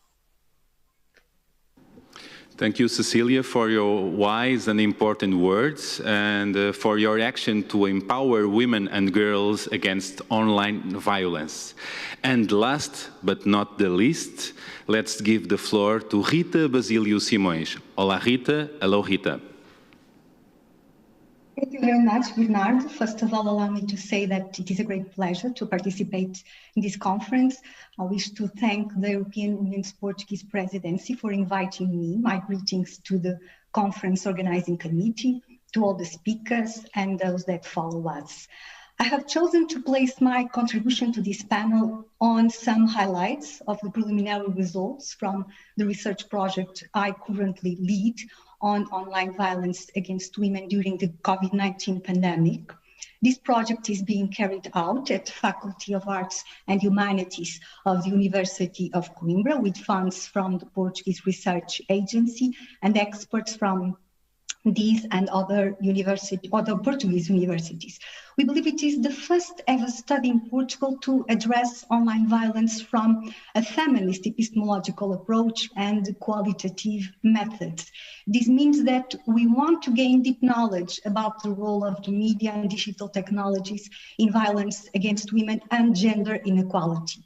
While technologies indeed have an emancipatory potential, since the advent of the internet, individual persons and groups have used the freedom to participate online to engage in harmful practices, often hiding behind anonymity. Thus, it is perhaps unsurprising that digital technologies are being used as tools to promote misogynistic and discriminatory online environments. They are also facilitating all sorts of harmful behaviors targeting common women and also female public figures. Also, while the COVID-19 pandemic is not the first public health crisis to require that governments and public health authorities implement lockdown measures, it intensified the widespread usage of digital technologies in everyday life. And this has placed women at an increasing disadvantage for being at risk of suffering a wide spectrum of abuses, preventing them from fully enjoying the internet and digital technologies benefits during this severe crisis. So with this project, we seek to advance research, policy and practice on online violence against women by mapping experiences and perceptions during the COVID-19 pandemic. Methodologically, we turn to in-depth interviews, first of all, to understand how do women, victims, survivors, high-profile women, and different types of stakeholders perceive the nature, prevalence, and impacts of online violence against women.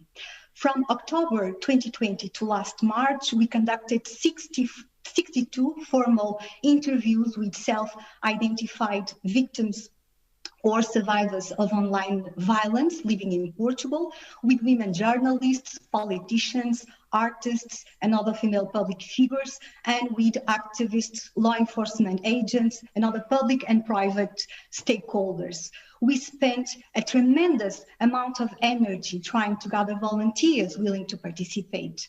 And after getting participants, we also saw, especially the women survivors, struggling to put in words situations of great suffering.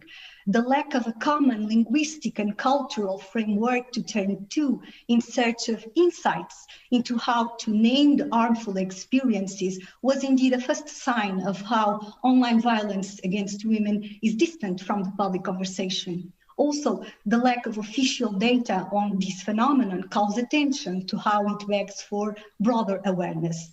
There are four main categories encompassing forms of online violence against women, either experienced it, either witnessed it, or perceived by our interviewees. Harassment, which encompasses the use of technology to persistently and often sexually annoy, stalk, threaten women, share misogynistic slurs and bashing. Surveillance, that includes the use of technology to stalk and surveil victims' activities and behaviors.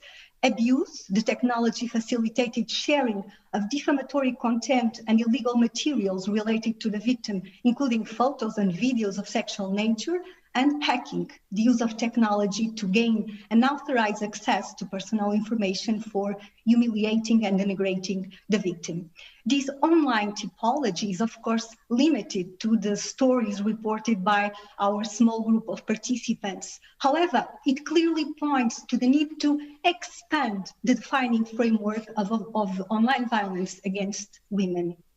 As we all know, violence against women can be reduced neither to physical or psychological abuse, nor to intimate partner violence or sexual assault by strangers, but it cannot be either limited to the offline context. It has adapted, it has migrated to the digital environment and has often gone viral. So we need to extend the concept of violence against women to include offline and online realms.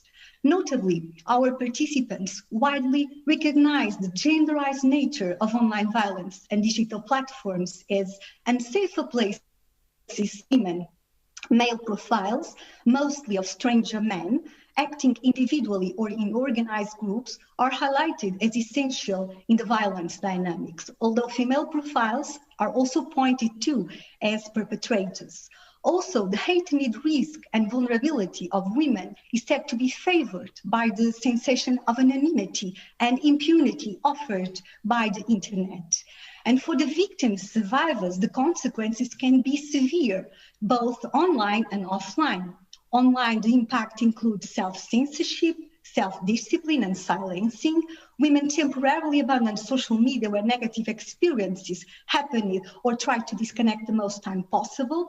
Thus, online violence seems to bound the right to freedom of expression, limiting professional and other life opportunities. Offline consequences include stress, anxiety, isolation, feelings of insecurity, loss of self-esteem, self-harm. It also impacts female public participation, reinforcing gender and justice. And these remind us of the importance of the cross-context of offline and online violence.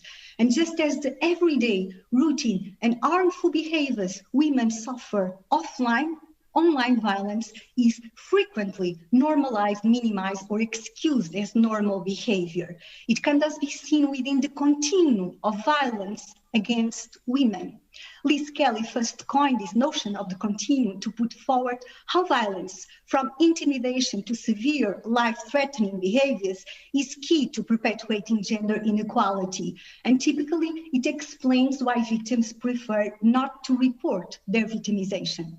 The survivors we interviewed rarely reported having asked for help, either from non-governmental organizations or the police. Some raised concerns about what authorities in particular can do for them.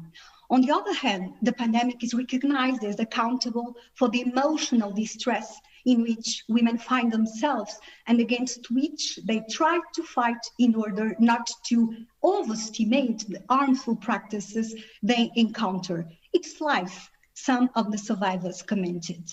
Well, to conclude, our work is of course limited and is still in progress, but we believe it has already shown the need to address online violence against women from a multidimensional approach, as has already been done, with sexual violence and domestic violence in particular by the international treaty we are evocating here today.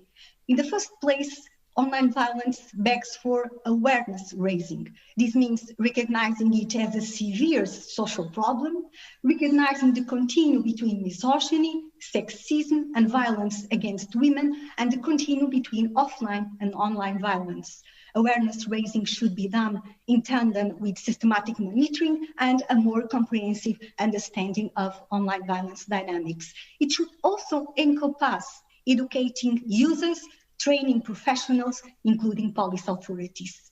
A second dimension is the adoption of protection measures to the online realm be safer. And this will require resources and active participations of government, civil society, the media industry, and platform agents to more robustly address online violence without undermining free speech values. Finally, we also need a legal framework capable of enforcing compliance and punitive consequences for perpetrators. We cannot change deviant behaviors by simply putting law ahead, but changes that this dimension require action at many levels. Surely, many efforts have already been made in each of these dimensions. Still, like other areas of the pursuit of gender justice, much remains to be done. Thank you. Thank you, Rita, for your wise words and scientific contribution. And it's time for our statement sessions with comments from Greece and France. From Greece, we have Maria Syringella, Deputy Minister of Labour and Social Affairs. The floor is yours, Maria Syringella. Thank you very much, ladies and gentlemen. First of all, I would like to thank the Portuguese presidency of the Council for the organization of this conference. It is a true delight for us to celebrate the 10 years of Istanbul Convention, a really groundbreaking document which sets legally binding standards not only on punishing perpetrators, but also on violence prevention as well as victim protection. In Greece, the fight of violence against women is a priority, and even before the ratification of the Istanbul Convention in 2018, we were already implemented actions to inform, prevent, and support the victims. In recent years, through a new form of gender-based violence has arisen and has increased rapidly during the COVID-19 pandemic. It was the online violence. The type of violence is a continuum of offline violence, and it has an impact in society as a whole. It is a violation of women's fundamental rights and freedoms. It deprives them from their dignity, and it impacts their lives at all levels, physically, psychologically, socially, and of course, financially. Online violence is at the core of our planned actions regarding the prevention and combating of violence against women. And in the new National Action Plan on Gender Equality, which is currently under drafting for the period 2021 to 2025, actions of awareness raising on the phenomenon, targeted studies, and interministerial cooperation are envisaged to deal with this evolving type of violence, which affects more and more women every day. Lately, with the emergence of the Me Too movement in Greece, a governmental e-platform was created with information and supportive material on violence, sexual harassment, and abuse. The platform seeks to educate citizens about sexual harassment, sexual abuse, and violence, whomever it may concern, women, children, and others, and provides a connection with cybercrime services of the Hellenic police.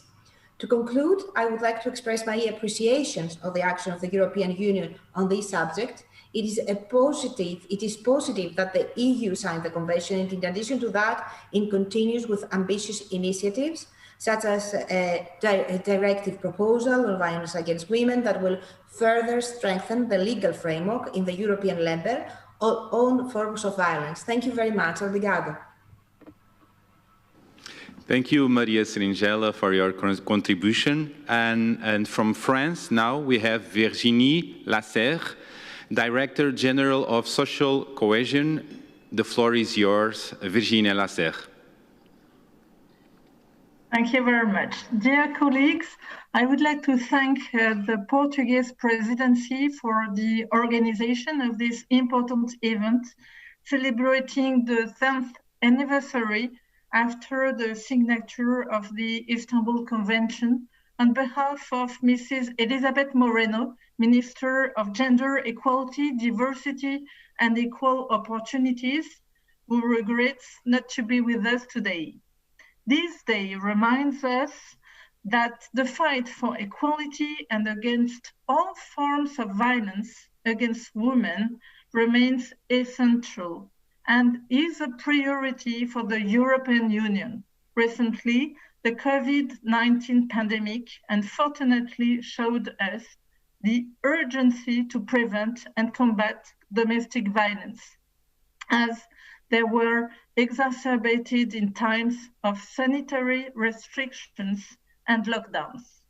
The pandemic also forced us to be aware of other forms of violence that are likely to be more and more prevalent these days.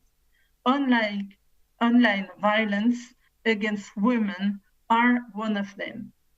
As you all pointed out, the scale of cases of cyber violences are considerable and couldn't be locked away.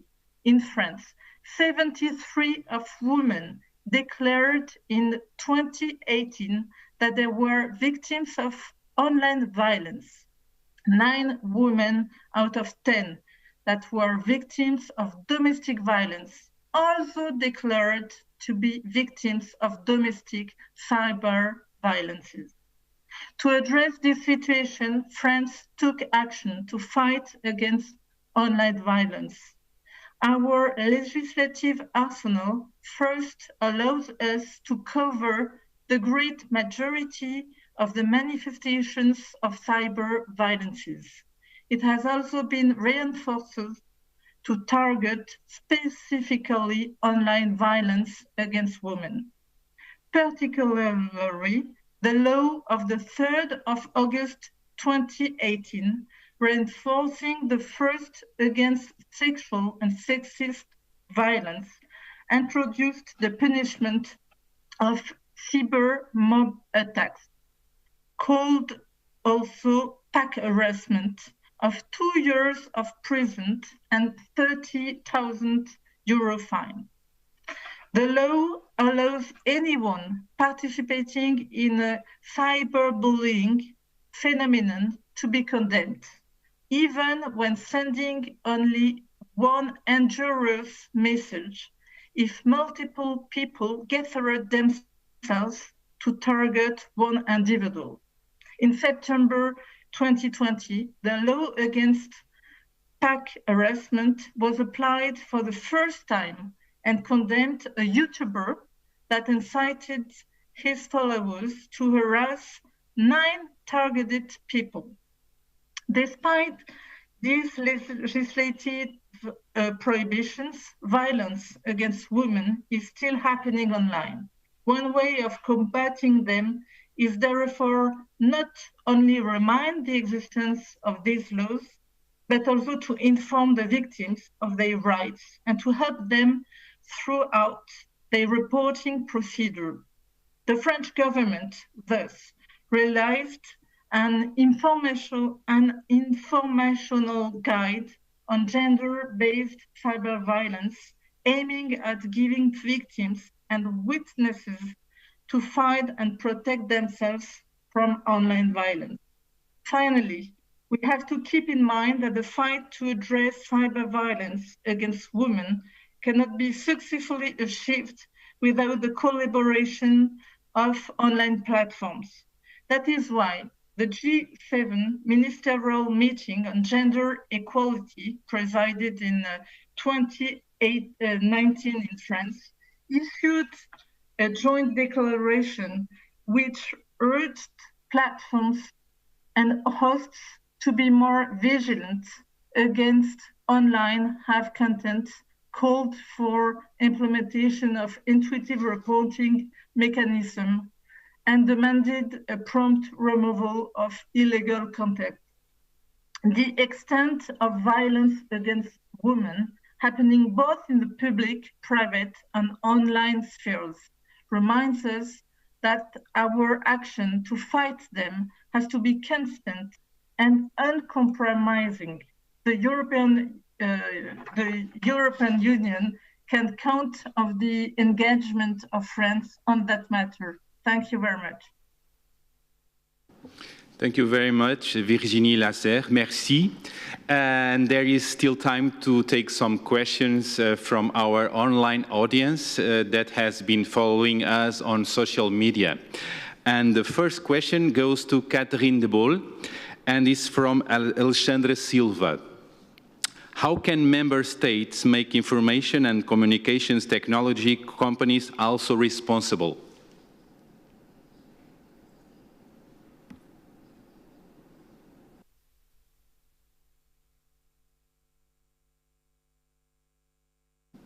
Catherine, are you there? Oh, can you hear me? Hello. Thank you. Yes. Did you hear my question? Partially.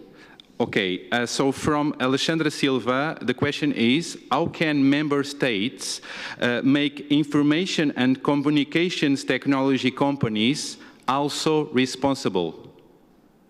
Yes. Thank you for this question. There are a lot of initiatives at the moment on the European level. There is the Digital Service Act.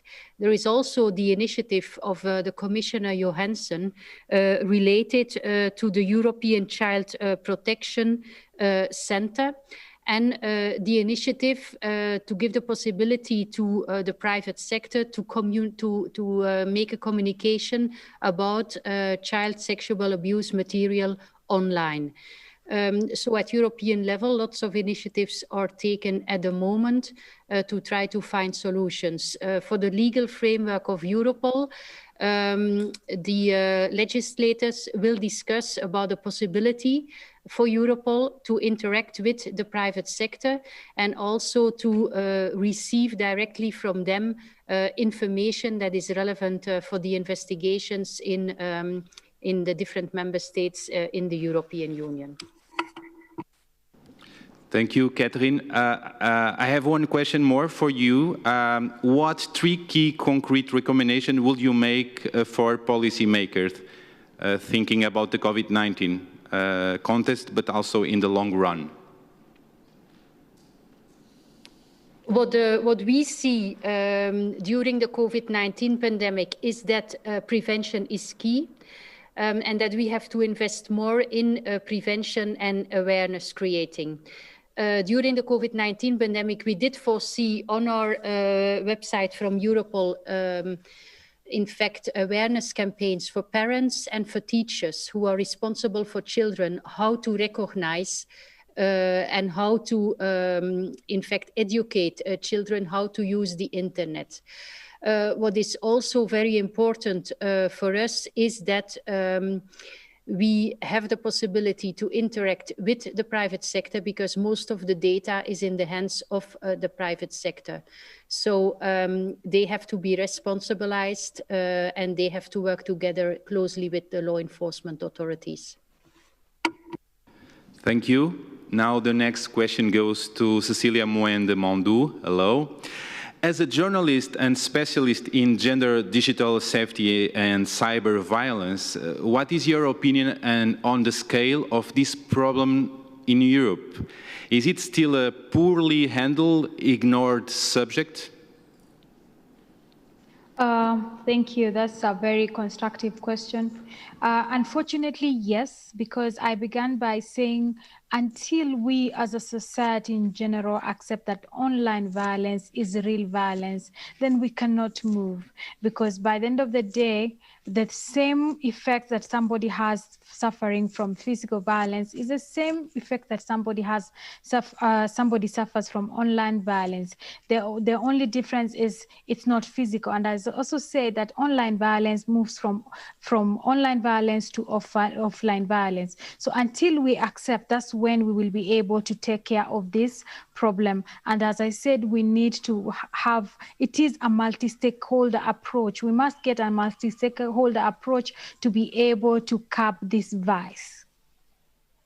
Thank you.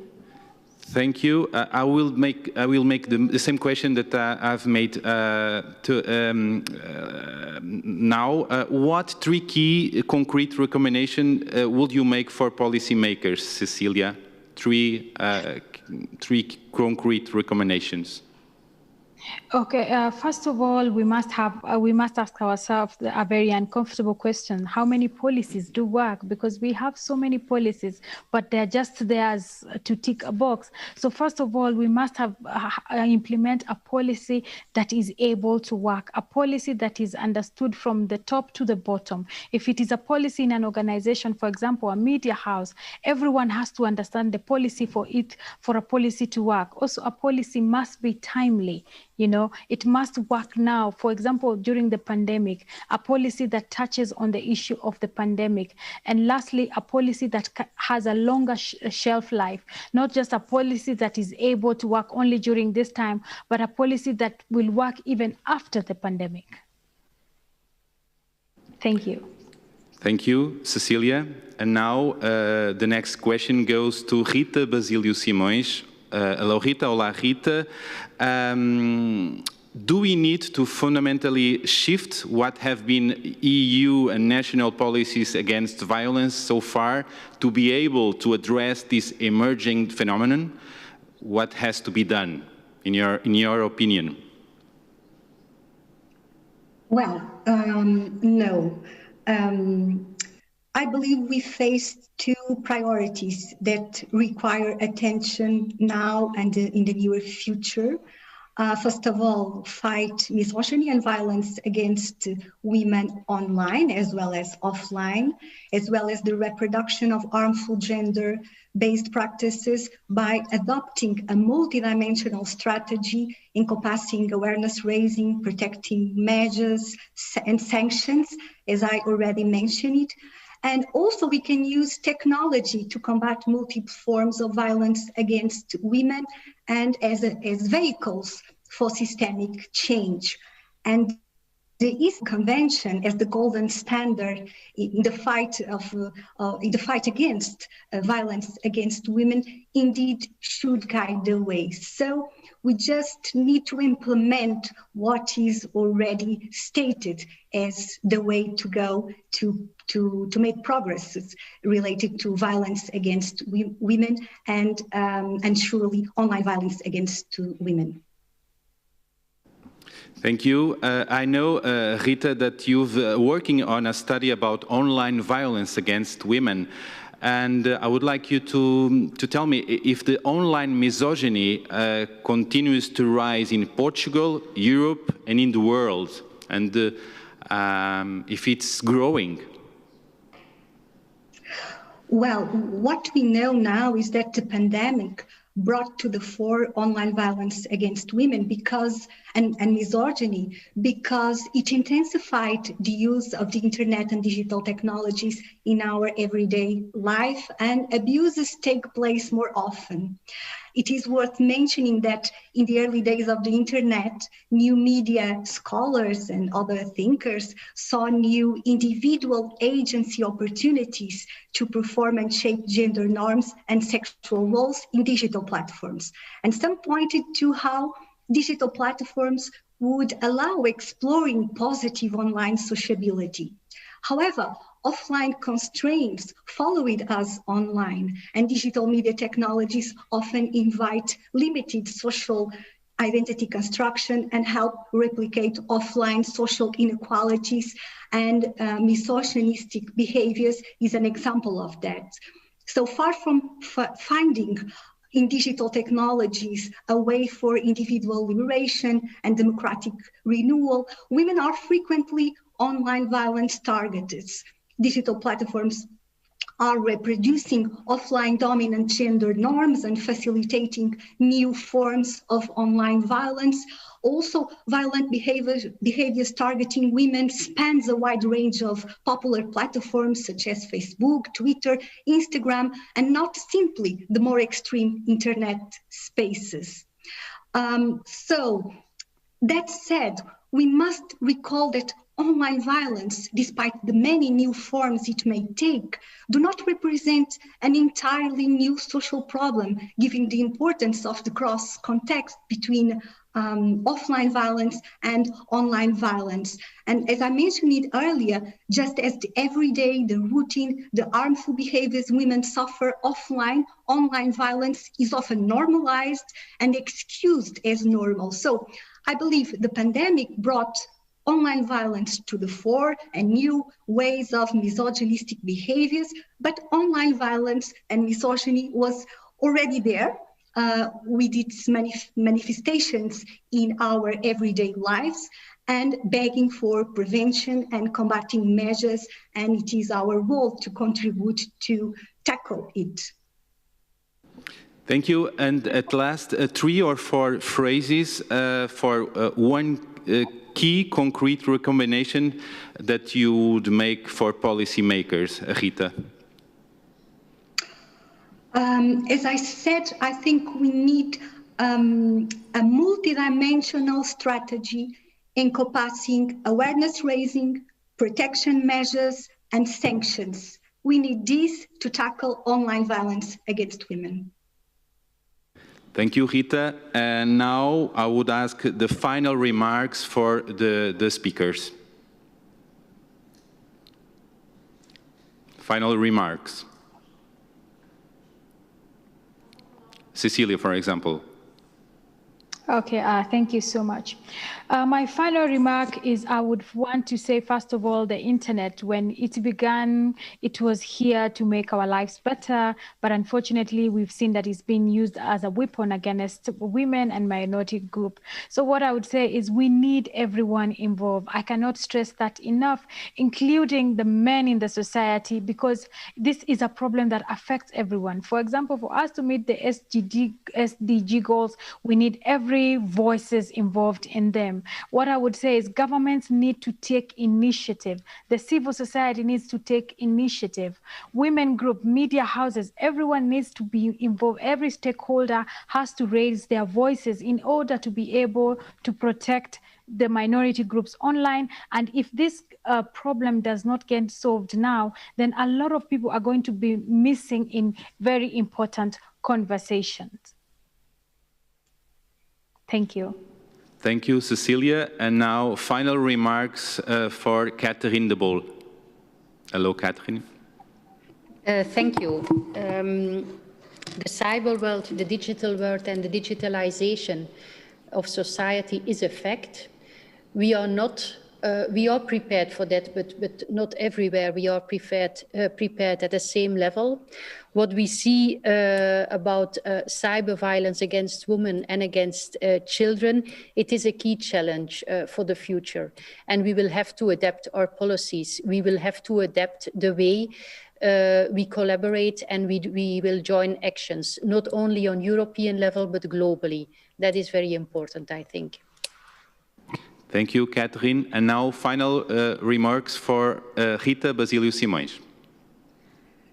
Thank you. Well, monitoring, reporting against violence and related crimes is everyone's business. However, responsible leadership roles must be played by digital platforms, political and government bodies, regulators, media and technology, unions, associations, organizations, professionals, researchers like me, and women's media networks.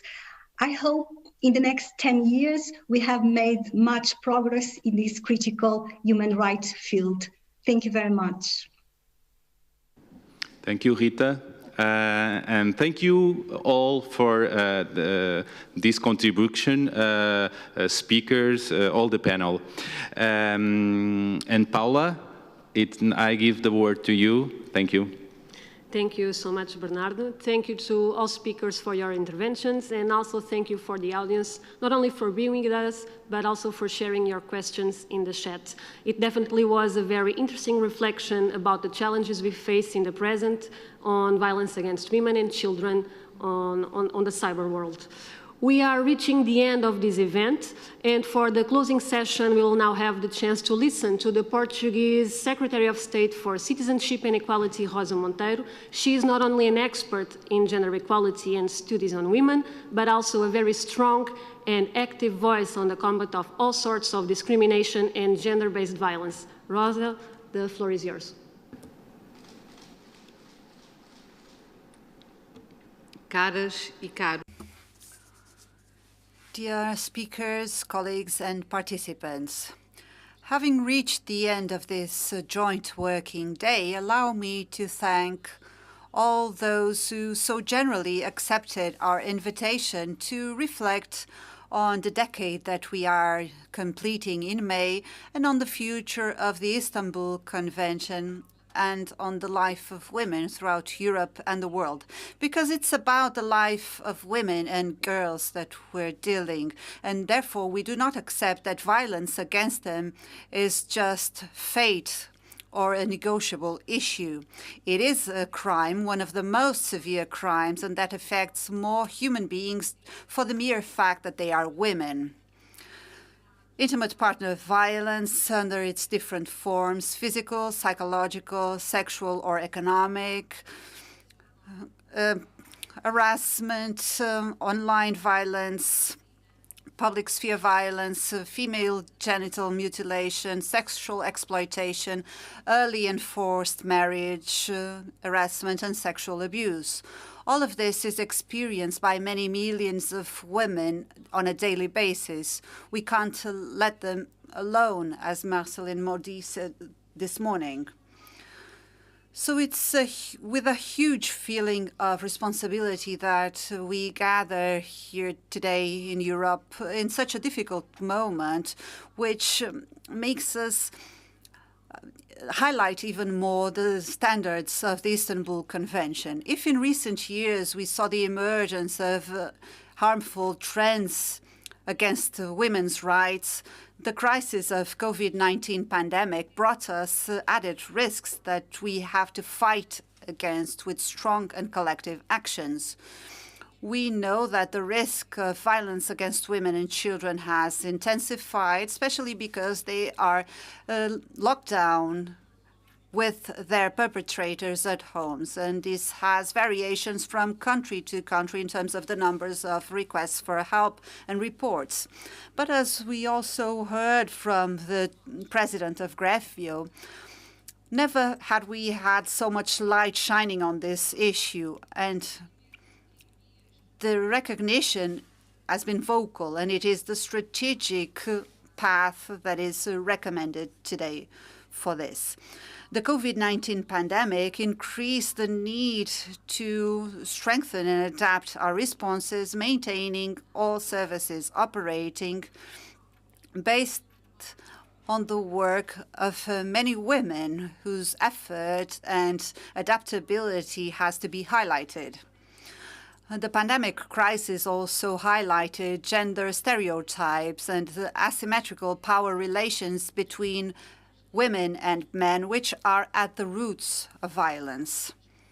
The disproportionate impact on women in terms of labor precariousness, pay inequality, and asymmetry in the division of household tasks re-traditionalize the roles that have cost us so much to debunk and change.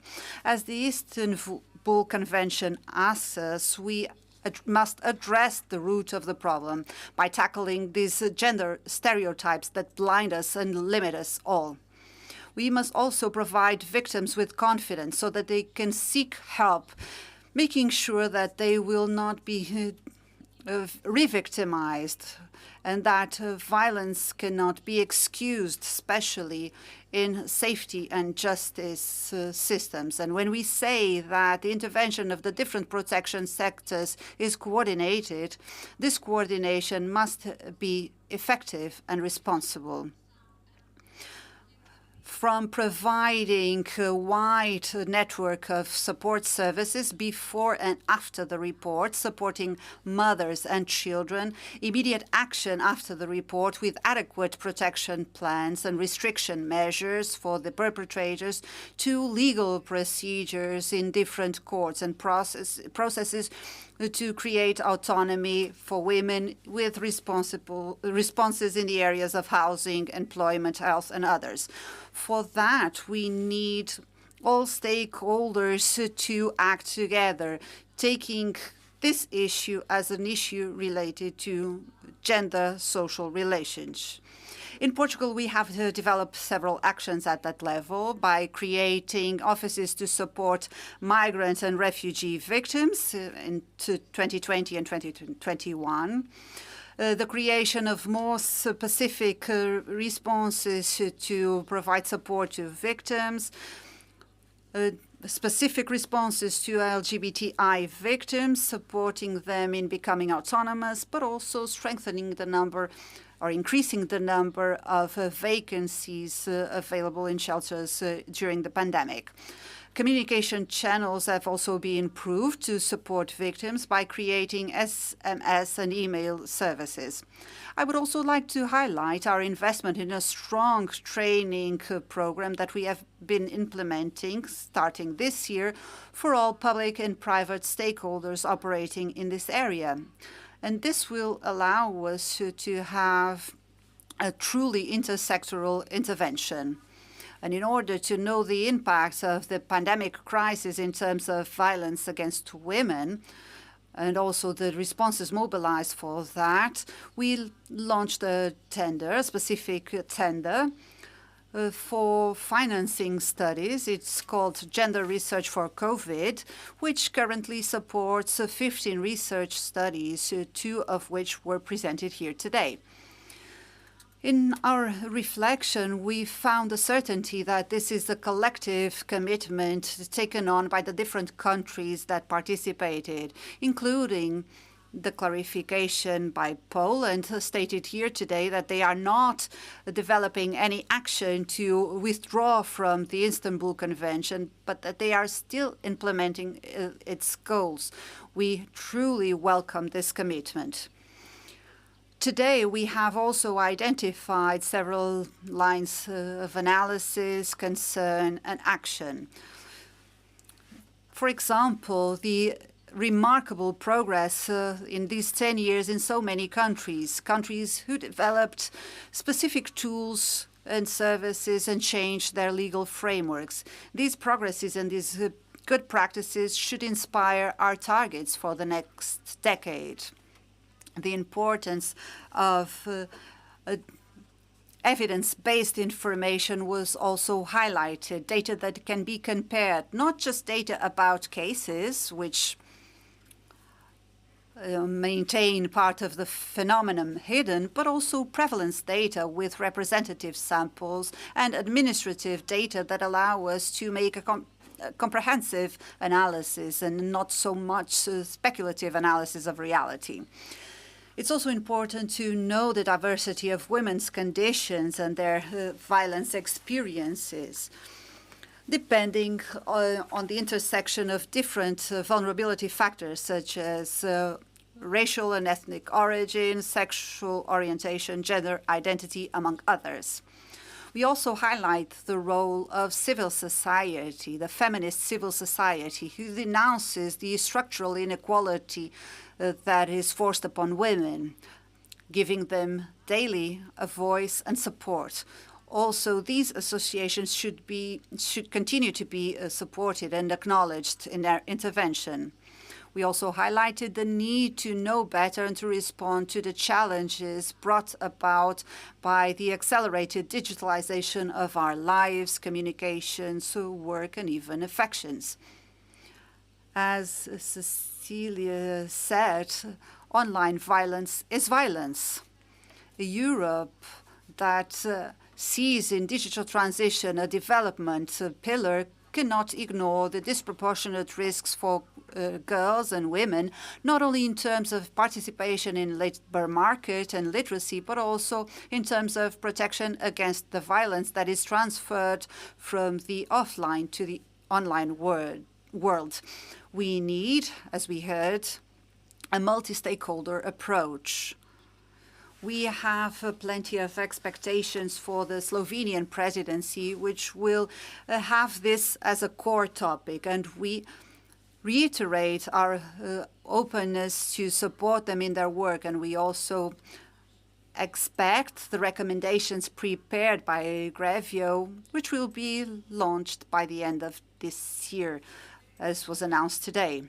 Colleagues and participants, the Portuguese presidency of the Council of the European Union, recognizing the present challenges, maintains very high its commitment towards the assumptions and guidance of the Istanbul Convention, which should continue guiding the actions of the member states and of the European Union. We would like to thank the European Commission for the already announced legislative package, which will allow us to strengthen and fulfill this goal.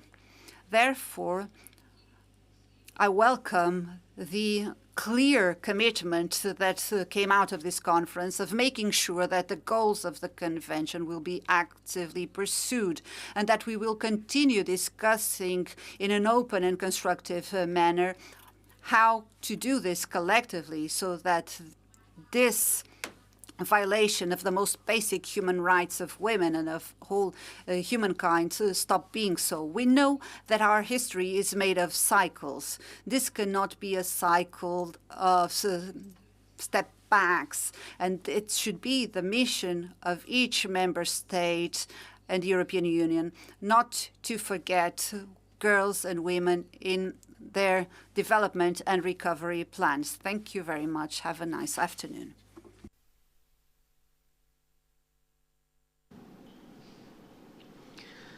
Thank you, Rosa Monteiro.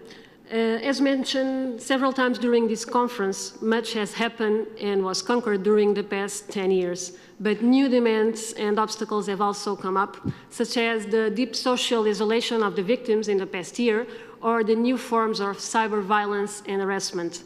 The context of the current pandemic brought us reports of a rise in domestic violence in many, many countries, but also an emerging opposition to the Convention's implementation, misrepresentation of its objectives, and even willingness to withdraw it by a number of countries. Therefore, to discuss the Istanbul Convention past, present, and future challenges, protect the Convention goals, reinforce a concerted commitment about them, and provide new strategies to make it happen, it's more important than ever. As previously said, the Istanbul Convention defends the fundamental right of women and girls to live a life free from violence, and that is something that should never be forgotten or put at stake. I would like to thank all the speakers, participants in the statement sessions, and all the attendees in the online audience for such a fulfilling and productive share of ideas and information. It was my pleasure to be your host, and I hope we can meet in the near future. Wish you all a safe week. Thank you so much.